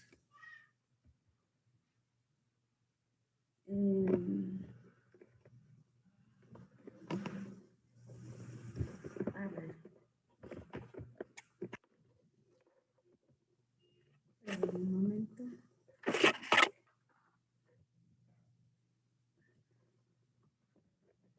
Perfecto. Listo. Mil disculpas. Bueno, muy buenas tardes nuevamente con todos. Bueno, la maestría en la cual he finalizado fue en innovación, mención innovación y liderazgo educativo. El tema que les voy a compartir yo en esta tarde es el aprendizaje basado en proyectos para la enseñanza de los ecosistemas y biomas en los estudiantes de básica superior intensiva del proyecto Todos ABC. Todo esto con la guía y, bueno, tutoría de la Magíster Paulina Yaguana. Bueno, en cuanto a la introducción de mi tema, yo me he basado en la línea de innovación y en la sublínea de estrategias metodológicas aplicadas a los estudiantes del proyecto Todos ABC. para, mediante ello, dar una solución eficaz y eficiente a las falencias existentes en la enseñanza de los ecosistemas y biomas mediante el aprendizaje basado en proyectos, buscando crear una cultura de investigación, tanto en docentes como en estudiantes. En la justificación de mi investigación, ¿cómo aprende el estudiante? Es decir, conocerle al estudiante y tratar en lo posible de potenciar su aprendizaje, principalmente el aprendizaje vivencial. Hemos tratado también de las estrategias metodológicas, pues es muy importante que el docente sepa escoger su estrategia metodológica para trabajar en el aula de clase, para llegar hacia el estudiante, como acabé de decir hace rato, a un aprendizaje, bueno, más vivencial y experiencial. El planteamiento del problema. Bueno, me he basado en la siguiente pregunta. ¿Cómo desarrollar en los docentes la aplicación del aprendizaje basado en proyectos para la enseñanza de ecosistemas y biomas en la asignatura de ciencias naturales? De acuerdo a esta pregunta, he ido desarrollando mi investigación con los siguientes objetivos. Como objetivo general, prácticamente fue desarrollar en los estudiantes el conocimiento de ecosistemas y biomas a través de capacitaciones a docentes sobre el aprendizaje basado en proyectos. Dentro del marco teórico se utilizó como objetivo específico fundamentar teóricamente el aprendizaje basado en proyectos. En la problematización se utilizó el objetivo de diagnosticar la situación actual de la enseñanza de ecosistemas y biomas en los estudiantes. En la propuesta se utilizó el objetivo diseñar un programa de capacitación sobre el aprendizaje basado en proyectos para docentes de la unidad educativa Aníbal Salgado Ruiz. Y para el análisis de datos, el objetivo validar en la práctica el programa de capacitación sobre el aprendizaje basado en proyectos. Como objeto y campo, en el objeto tenemos la enseñanza de ecosistemas y biomas, mientras que en el campo se encuentra el aprendizaje basado en proyectos. Dentro del marco teórico se abordó varios temas, como lo fueron la enseñanza de las ciencias naturales, cuáles son sus retos, sus propósitos e importancia. También se abordó el tema de ecosistemas y biomas, cuál es su clasificación y sus tipos. El ABP, que es el aprendizaje basado en proyectos, se vio su concepto, sus beneficios, sus roles y sus elementos. Y finalmente, también se habló sobre el rendimiento académico y cómo este influye en el aprendizaje basado en proyectos, o como lo conocemos, ABP. En el marco metodológico se utilizó el enfoque mixto, dentro del cual se realizó un análisis de datos cual y cuantitativos, con datos numéricos, verbales, textuales, simbólicos, entre otros. En la investigación, según el nivel de profundidad, esta fue exploratoria, fue descriptiva y también explicativa. Esto se lo dio a conocer prácticamente al momento de analizar los gráficos de la investigación. En la descripción de la muestra y el contexto de la investigación, se realizó mediante una investigación-acción. En la muestra se aplicó a 35 estudiantes de básica superior intensiva y a 4 docentes de la asignatura de ciencias naturales, con 8 preguntas cerradas, de tal manera que se recolectó los datos para el análisis de la problemática. Se utilizó también lo que es el alfa de Cronbach para poder tener ya datos estadísticos antes de la investigación para ver si es que esta investigación era viable. Entonces, de acuerdo al alfa de Cronbach, también mi investigación fue viable. En el proceso de recolección de datos y resultados, en la justificación y determinación del problema, se realizó una observación directa. En la construcción del marco teórico, fue una revisión documental. En la construcción de la propuesta fue descriptiva. Y en la validación de la propuesta, obviamente, se aplicó la propuesta. Bueno, como propuesta, ¿cuál fue mi tema de la propuesta? Fue el programa de capacitación a docentes para el aprendizaje basado en proyectos en la enseñanza de los ecosistemas y biomas.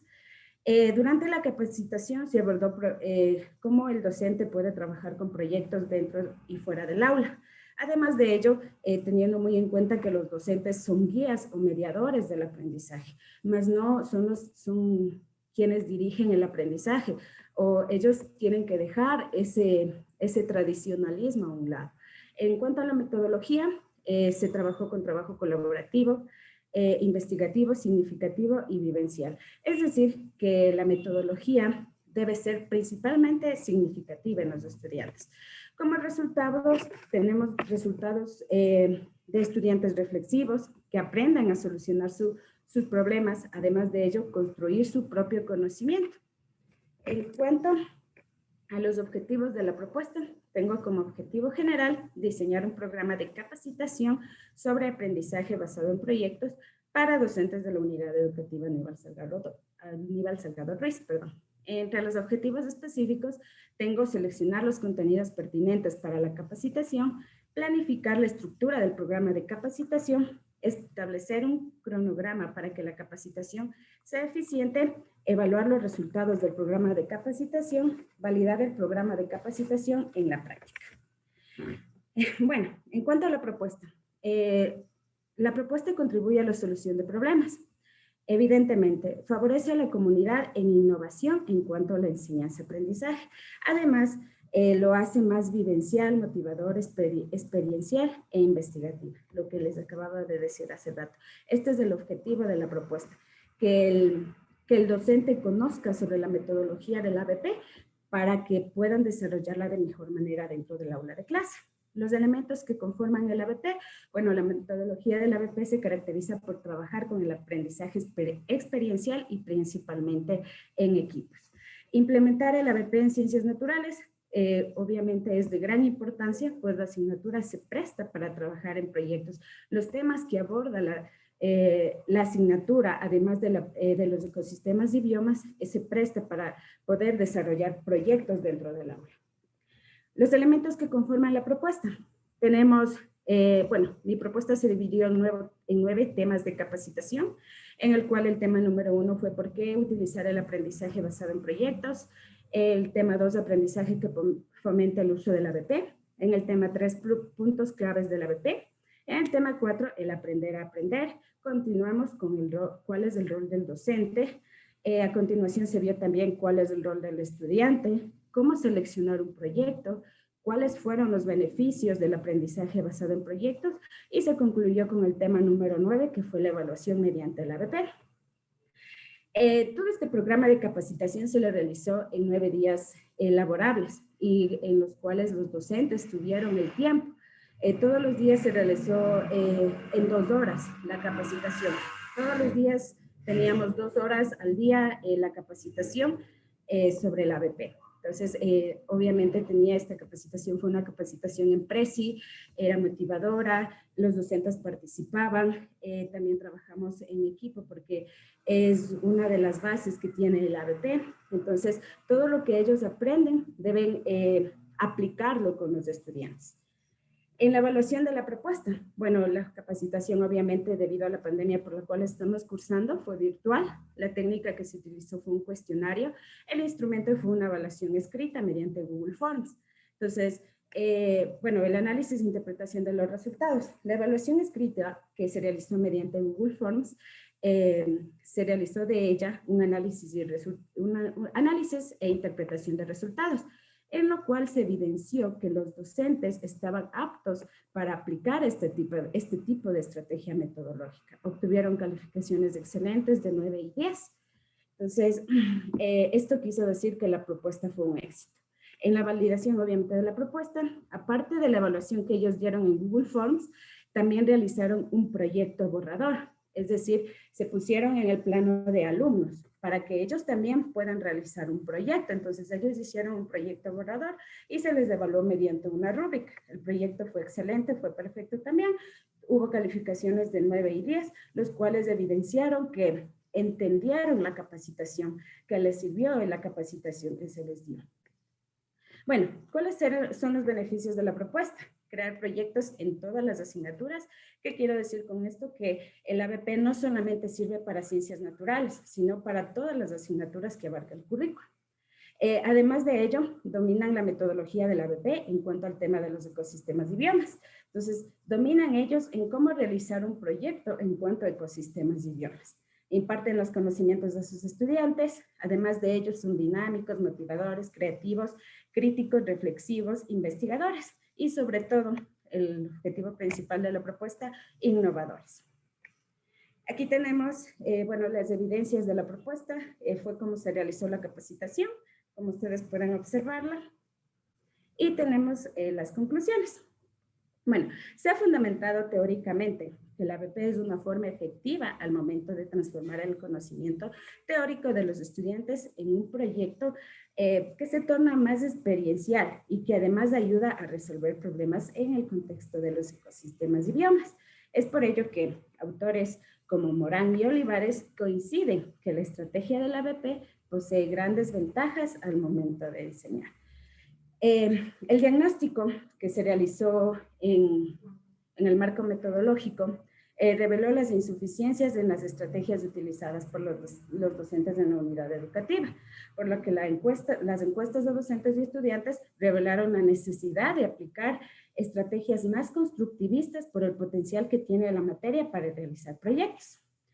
En cuanto al diseño de un programa de capacitación, es a su vez la propuesta que el trabajo de investigación planteó para solucionar la problemática. Como les había mencionado, esto se dio con 9 temas de 9 días laborables, fue dinámica, motivadora y también se evidenció que los docentes están aptos para aplicar esta estrategia metodológica. Y finalmente, se validó obviamente esta propuesta en la práctica, logrando capacitar a los docentes que se encontraban impartiendo la asignatura de Ciencias Naturales, y además se les proporcionó información necesaria sobre la estrategia metodológica de la ABP. Como recomendaciones, bueno, utilizar la estrategia de la ABP por las múltiples ventajas, porque desarrolla el aprendizaje más auténticos y significativos. Como ustedes saben, por la pandemia que estamos utilizando, actualmente el gobierno de Ecuador ha adoptado, bueno, nos ha dicho a los docentes que nosotros debemos utilizar esta estrategia, trabajar con el ABP durante la pandemia, y es lo que la mayoría de docentes está haciendo. Obviamente no todos tienen las mismas,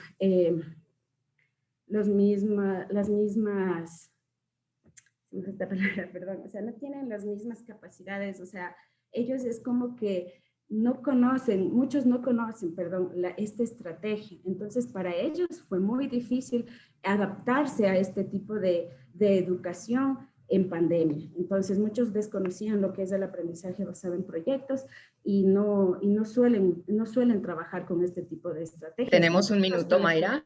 Hasta la actualidad. Entonces, bueno, las capacitaciones se deben adaptar al tiempo de los docentes y ser más prolongadas. Es lo que pidieron los docentes, que la capacitación sea un poco más prolongada y con más tiempo y adaptándose al horario de ellos también. Y finalmente, la metodología se puede utilizar, como les había mencionado, en todas las materias, debido a que la ABP se maneja mediante proyectos interdisciplinarios y además de ellos son vivenciales y experimentales que pueden adaptarse al currículo. Eso es todo en cuanto les puedo comentar sobre mi investigación. Un gusto, muchísimas gracias.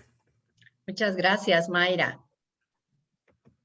Bueno, pues ha llegado la hora de pasar a nuestro debate, a la serie de preguntas y respuestas, todo lo que hemos recibido en el chat. Hay muchas felicitaciones para nuestros 4 ponentes del día de hoy y vamos a empezar con Isaac.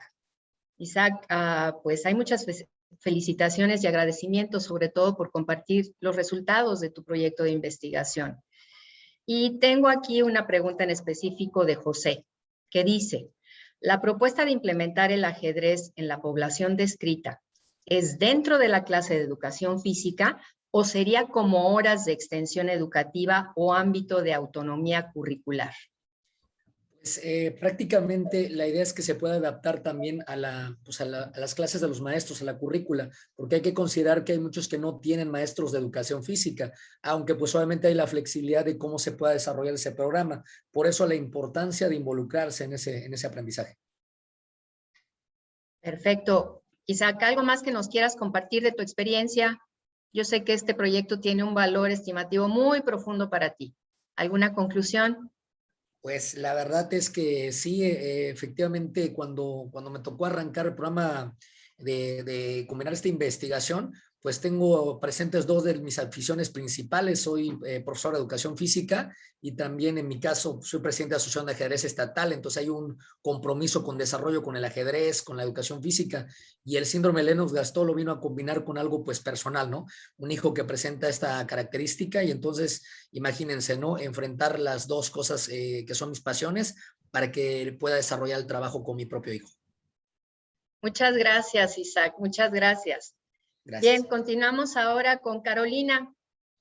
Hay muchas felicitaciones, Carolina, por tu enfoque de inclusión educativa y nos hacen una petición en especial para ti, que si puedes compartir la frase de cierre de tu presentación en el chat. Y además de eso, yo te preguntaría, ¿cómo te gustaría concluir? Bueno, claro que sí, ya voy a compartir la frase de cierre. Bueno, en realidad yo creo firmemente en las inteligencias múltiples. Este proyecto se está desarrollando desde hace varios años ya en la institución educativa en la que yo trabajo y yo he podido ver a lo largo de este tiempo cómo los estudiantes logran desarrollar todas sus capacidades, sus destrezas, sus habilidades. Yo les decía, ¿no? Yo no creo en la discapacidad, yo creo en esa capacidad de ser capaz. Los estudiantes pueden hacerlo. Las inteligencias múltiples se prestan para que los niños, no solamente en la escuela, a todo nivel escolar, podamos desarrollar, sí, las inteligencias que priman en nosotros. No disponemos de todas, pero sí hay muchas que priman en nosotros y podemos a partir de ahí trabajar con los niños. Muchas veces los docentes evitamos hacer este tipo de trabajo porque no entendemos en realidad cuál es la verdadera función del docente. A veces creemos que es una carga administrativa y no pensamos en el niño, en el joven, pero quizá para mí eso es lo que yo me llevo. No solamente se queda en el papel mi proyecto, yo ya lo he ejecutado con mis estudiantes y yo puedo ver en ellos los frutos. Si yo hablo de la lengua y la literatura que muchas veces les causa conflicto a los estudiantes que tienen TDAH, tenemos ya estudiantes que pueden leer, que pueden escribir, que pueden crear. Yo creo que el fin de la educación tiene que ser eso, llegar a dejar al estudiante que construya su propio conocimiento y que éste pueda ser replicado en la vida diaria. Muchas gracias. Muchas gracias por compartir con nosotros algo más de ti, Carolina, muy amable. Paso ahora con Lilian.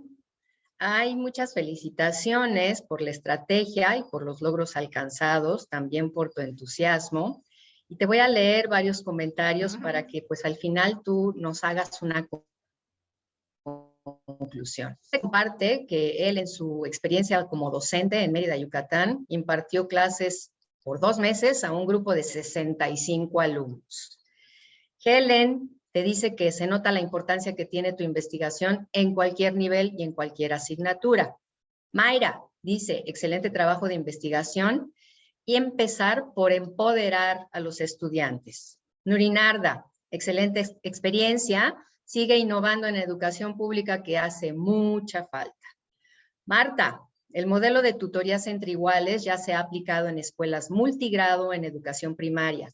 Felicidades por aplicarlo en el nivel de secundaria y compartir el proceso metodológico y los resultados. Tengo también a Fátima que dice, en preescolar se maneja el aprendizaje entre pares. Tus comentarios, Liliana, por favor. Lili. Sí, bueno, muchas gracias por sus comentarios, pero quería comentarle al compañero Jorge que sí lo creo porque también me ha tocado impartir a grupos de 60 alumnos durante un largo periodo de tiempo y es algo extenuante. No es así como que algo utópico, se dan los casos donde sí hay grupos mayores de 60. Y pues bueno, a mí lo que me deja esta investigación son los resultados que he obtenido, el hecho de que, por ejemplo, aquí en México es muy común que el turno de la mañana siempre tienen mejores resultados que el turno de la tarde.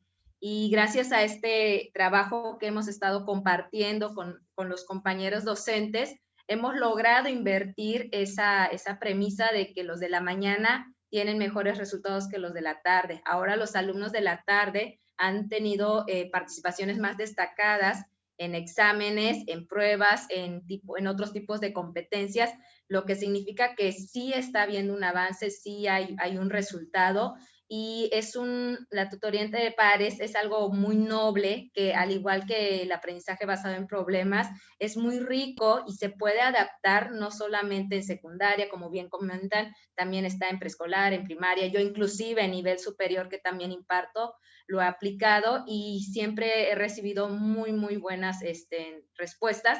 Lo que es importante ahora sí es abocarnos a los resultados, qué hacer con esos resultados. Mis alumnos me dicen que gracias a que logran entender un poquito más la materia, pues ya se dan la libertad, abren un panorama de las opciones de carrera que pueden optar, porque lo más común que te dicen es que yo voy a estudiar algo que no tenga que ver con matemáticas. Correcto. Y esto les abre la oportunidad de estudiar lo que ellos quieran y no solamente impedirse por una materia.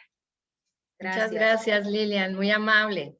Mayra, paso contigo, tienes muchas felicitaciones también en el chat.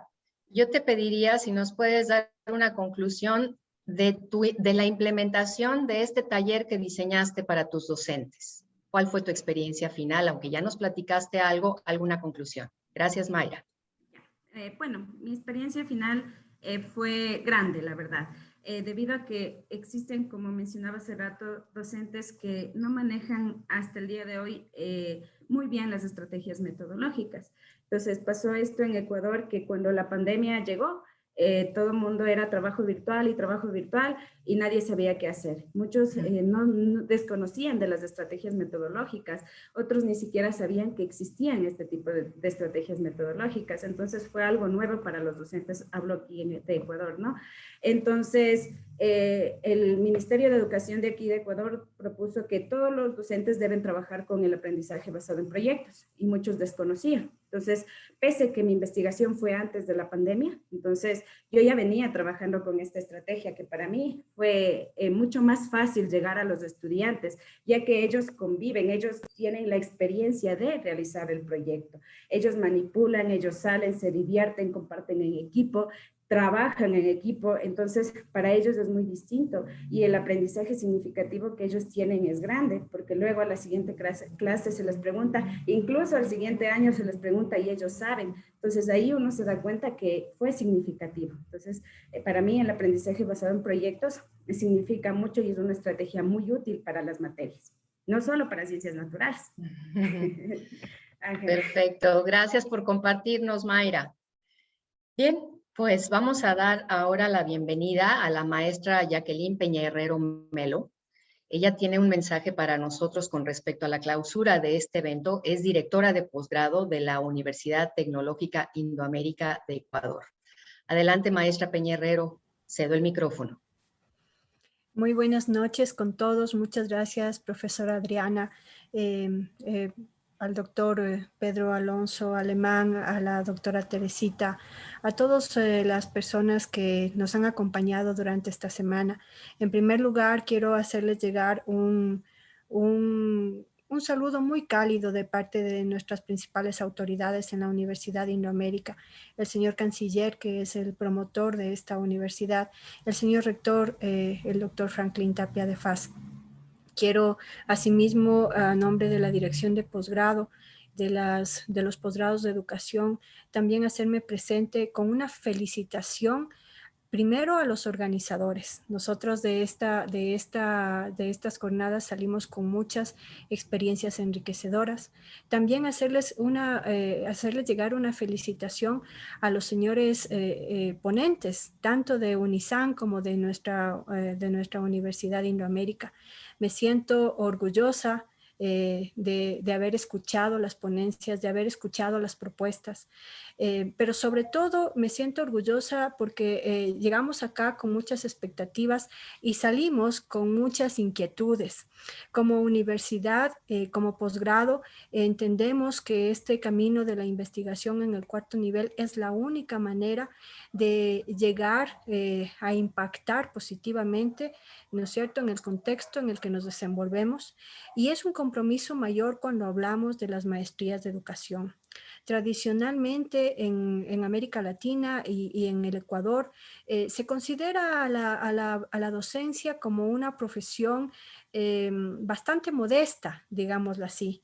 Incluso en muchos de los países, en el nuestro, con una remuneración que está por debajo de otras profesiones, cuando deberíamos entender que trabajar con los maestros es trabajar con las personas más importantes de la sociedad, porque es a partir de lo que logren los maestros en sus estudiantes que lograremos también impactos positivos en la sociedad, y eso se reflejará a todos los niveles, porque se reflejará en la industria, se reflejará en la empresa, se reflejará en lo público y en lo privado.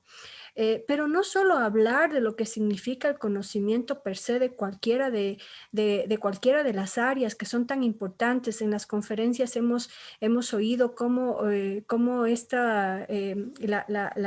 lo transversal de la educación para asumir lo que es las ciencias de la salud, las ciencias, las matemáticas, el lenguaje, la educación inclusiva. Para todas las ciencias, para todo se necesita la educación. Pero no solo eso, sino el ejemplo que significa el maestro en el aula, el liderazgo y aquel personaje que marcará la vida de niños, porque hemos hablado de educación preescolar hasta educación universitaria. Entonces decía, ese mensaje del que el maestro es el personaje influyente para ese grupo de estudiantes, que después eso lo va a replicar seguramente en su entorno profesional y familiar. Y por tanto, digo yo, no solo es importante al momento del conocimiento, sino también al momento de demostrar valores. Y eso es absolutamente un compromiso mayor para quienes hacemos educación. Quedo yo en nombre de la universidad muy agradecida de esta experiencia. Para nosotros es la primera vez que hacemos un encuentro binacional. Hemos hecho otros internos, pero sin duda de aquí salimos mejorados y con muchas expectativas para nosotros también apoyar de mejor manera a nuestros graduados de las maestrías. Aquí las maestrías de educación tienen una enorme demanda para nosotros porque hay mucha expectativa para mejorar los maestros, y nuestro compromiso ante todos los ponentes, ante todos los espectadores, de que estas experiencias nos sirvan para reconocer nuestras debilidades y mejorarlas, y también para reconocer nuestras fortalezas y trabajar también en ellas, porque sabemos que ahí hay un potencial. Al doctor Pedro Alonso, a la doctora Teresita, a la profesora Adriana, a todos quienes han estado encargados de este evento tan especial y de carácter académico muy riguroso, a mis compañeros, al doctor Gómez, al doctor Ávila, al doctor Rojas, agradecerles profundamente. Y que no sea la única oportunidad, que haya más para poder compartir y para poder aprender. Muchas gracias. Muchas gracias, maestra. Sí, que haya más, muchas más. Vamos a escuchar ahora a nuestro rector en UNISAN Cancún, nuestro querido doctor Pedro Alfonso Alemán. Él es rector de UNISAN Cancún y vicerrector académico a nivel nacional de la Universidad de Santander, con un mensaje para cerrar este primer encuentro binacional de estudiantes de posgrado en educación México-Ecuador. Adelante, doctor, cedo el micrófono. Sí, buenas tardes. Realmente muy emocionado con la calidad de las ponencias que se han presentado durante estos 5 días. Ya nosotros, esto no es la primera vez que tenemos un encuentro de este tipo, sino que ya es sistemático, está incluido dentro de nuestro pénsulo, dentro del currículum académico, determinados momentos. ¿Por qué? Porque consideramos que el investigador no solo tiene que desarrollar habilidades investigativas, sino también habilidades de comunicación de los resultados científicos. Uno no investiga para sí, uno investiga para la sociedad. Y por tanto, estos espacios son muy útiles para los investigadores. ¿Por qué? Porque no es lo mismo sentarse, escribir, investigar, diagnosticar, modelar, que también tener determinados momentos a la hora de comunicar el resultado científico y de alguna manera hacer comunidad científica con investigadores de otras universidades que a lo mejor investigan sobre problemáticas que están relacionadas con las problemáticas que nosotros investigamos. De manera que son espacios que no vamos a dejar de hacer. De hecho, tenemos en mente otros espacios. Esta mañana tuve una reunión bastante amplia con varios rectores de Colombia, y una de las ideas que surgió fue esta, porque han visto el trabajo que se viene realizando, y creo que, pero sí tienen que ser muy bien organizadas y muy bien planificadas, porque también nuestros investigadores tienen otras cuestiones que hacer, tienen su propio plan de trabajo, sus tareas de investigación, y es algo también que creo que es importante y significativo, y es que una maestría y un doctorado no se hace asistiendo a clase una vez al mes o 2 veces al mes. Una maestría y un doctorado se hace constantemente investigando. Y esto evidentemente requiere de un sacrificio por parte de los docentes, pero también por parte de la institución y de los docentes. Nuestro modelo pedagógico tiene una característica que nos ha distinguido desde el 2015 hacia acá, y es la atención personalizada.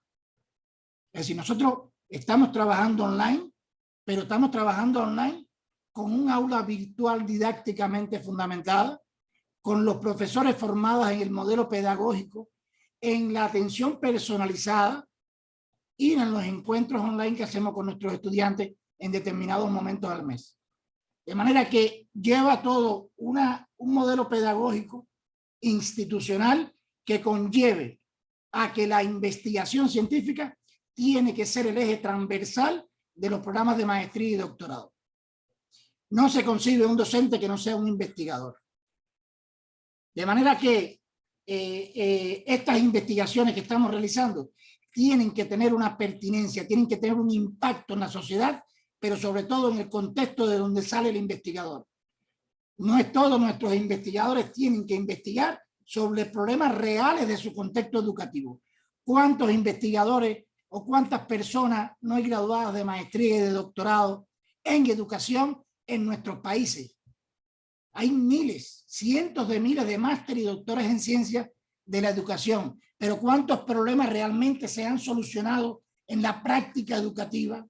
Seguimos con el mismo modelo pedagógico reproductivo, memorístico, de asimilación de conocimiento, más no el desarrollo de las habilidades, más no el empoderamiento del conocimiento y su transformación en un modo de actuación. Por eso es un requisito fundamental de que las universidades cambien el enfoque de sus investigaciones en ciencias de la educación. Yo creo que el docente, evidentemente, en muchos países de América Latina, es el trabajador más mal remunerado que hay. Eso es evidente, pero también tenemos docentes con una calidad humana, con un sentimiento por lo que hacen, saben lo que hacen, pero les hace falta más superación profesional.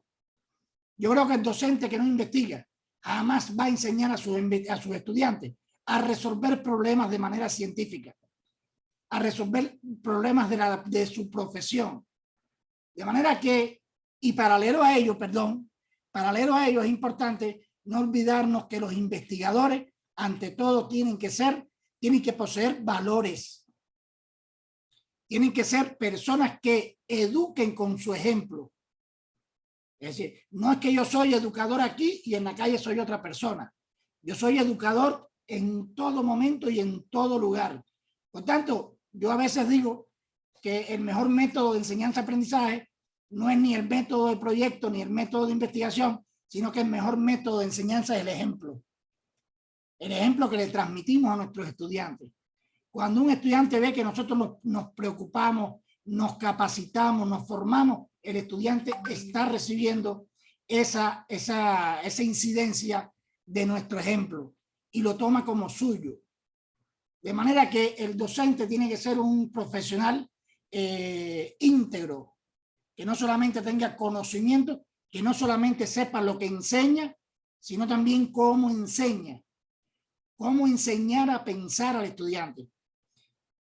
Hoy en día se está hablando mucho y se está debatiendo en el ámbito de la ciencia de la educación, en que a partir de ahora, ¿cuál es la modalidad de estudio que se va a asumir? Ya unos hablan de que vamos a seguir con la presencial, otros con la virtual, otros con la mixta, y yo hago un llamado. Primero, que la tecnología jamás va a sustituir al docente. Y segundo, que antes de pensar en la modalidad que vamos a asumir, mejor repensemos el modelo pedagógico. Es decir, vamos a continuar con ese modelo memorístico, reproductivo, de transmisión de información, donde el docente es el quien decide lo que el estudiante debe aprender y está obligado a aprender, o vamos entonces a transitar a un modelo pedagógico donde a través de métodos didácticos y estrategias didácticas enseñemos a pensar al estudiante para convertirlo en una persona que transforme su realidad. Se habla de que el futuro de la humanidad está en los niños de hoy en día. Para mí eso es falso. El futuro de la humanidad está en los docentes de hoy en día, que son los que encargados de formar a esos niños.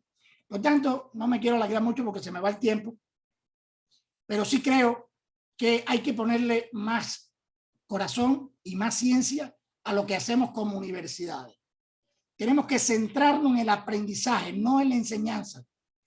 En cualquier modalidad de estudio, el aprendizaje va a ocurrir cuando alguien quiere aprender, no cuando alguien quiere enseñar.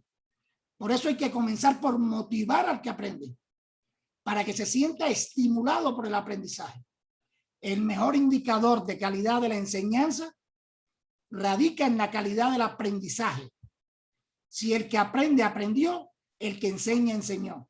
Si el que aprende no aprendió, el que enseña desgraciadamente no enseñó. Y podemos buscar muchas justificaciones, pero tenemos que formar un modelo pedagógico centrado en el aprendizaje, centrado en el desarrollo de habilidades profesionales, pero sobre todo en valores y actitudes humanitarias. Esta pandemia se ha estirado tanto por la ausencia de esos valores en la sociedad, donde el individualismo ha primado sobre la sociedad, sobre lo social, sobre lo colectivo. Y mientras no transformemos eso, no vamos a transformar la sociedad. Por último, quiero agradecer a los ponentes de ambas universidades, excelentes. No me perdí ninguna, no me he perdido ninguna. Yo sí, con todas las actividades que hacemos en la universidad, estoy presente en todas, porque es otra teoría que tengo. Es decir, el directivo tiene que tener habilidades docentes, tiene que saber qué sucede en el aula, tiene que sentir en carne propia lo que siente el docente. ¿Para qué? Para poder después entre todos tomar decisiones. Felicitar a los ponentes, a los conferencistas, a ambas universidades. No quiero pasar por alto la felicitación a la licenciada Claudia, que aunque no la hemos visto en imagen, ha estado detrás de todo este evento, porque además no solamente ella no trabaja en el Zoom, no es la que maneja eso, es nuestra gestora académica del aula virtual, es la que lleva control escolar, la secretaría académica, estamos en tiempo de titulaciones, y de manera también llevando abre, cierra el micrófono, evitando que determinadas cuestiones técnicas nos puedan afectar. Nos felicitamos a todos, vamos a seguir. Yo les recomiendo que sigan nuestras redes sociales, que es donde realmente Claudia siempre está publicando todo lo que estamos haciendo. Estamos pensando, no lo he hablado todavía con muchas personas, en hacer un simposio sobre la enseñanza de la matemática. Después lo hablaré con mis investigadores, a ver qué consejos me dan, qué recomendación me dan, pero seguir haciendo ciencia. No podemos pararnos en esto. Tenemos que demostrar que una universidad de calidad se mide por tener docentes de calidad e investigadores de calidad. La vida nos ha demostrado que tener mucha infraestructura física no vale de nada si no tenemos un claustro docente preparado en lo que enseña, en cómo se enseña, y que se siga preparando a través de la investigación científica en establecer nuevas estrategias de desarrollo educativo en nuestros estudiantes.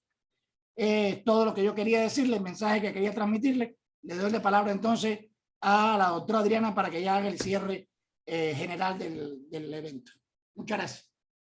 Muchas gracias, doctor Alfonso. Muchas gracias, maestra Peña Herrera. Y pues esperemos que a partir de aquí generemos una pandemia de amor por la investigación, la actitud, los valores y el ejemplo docente.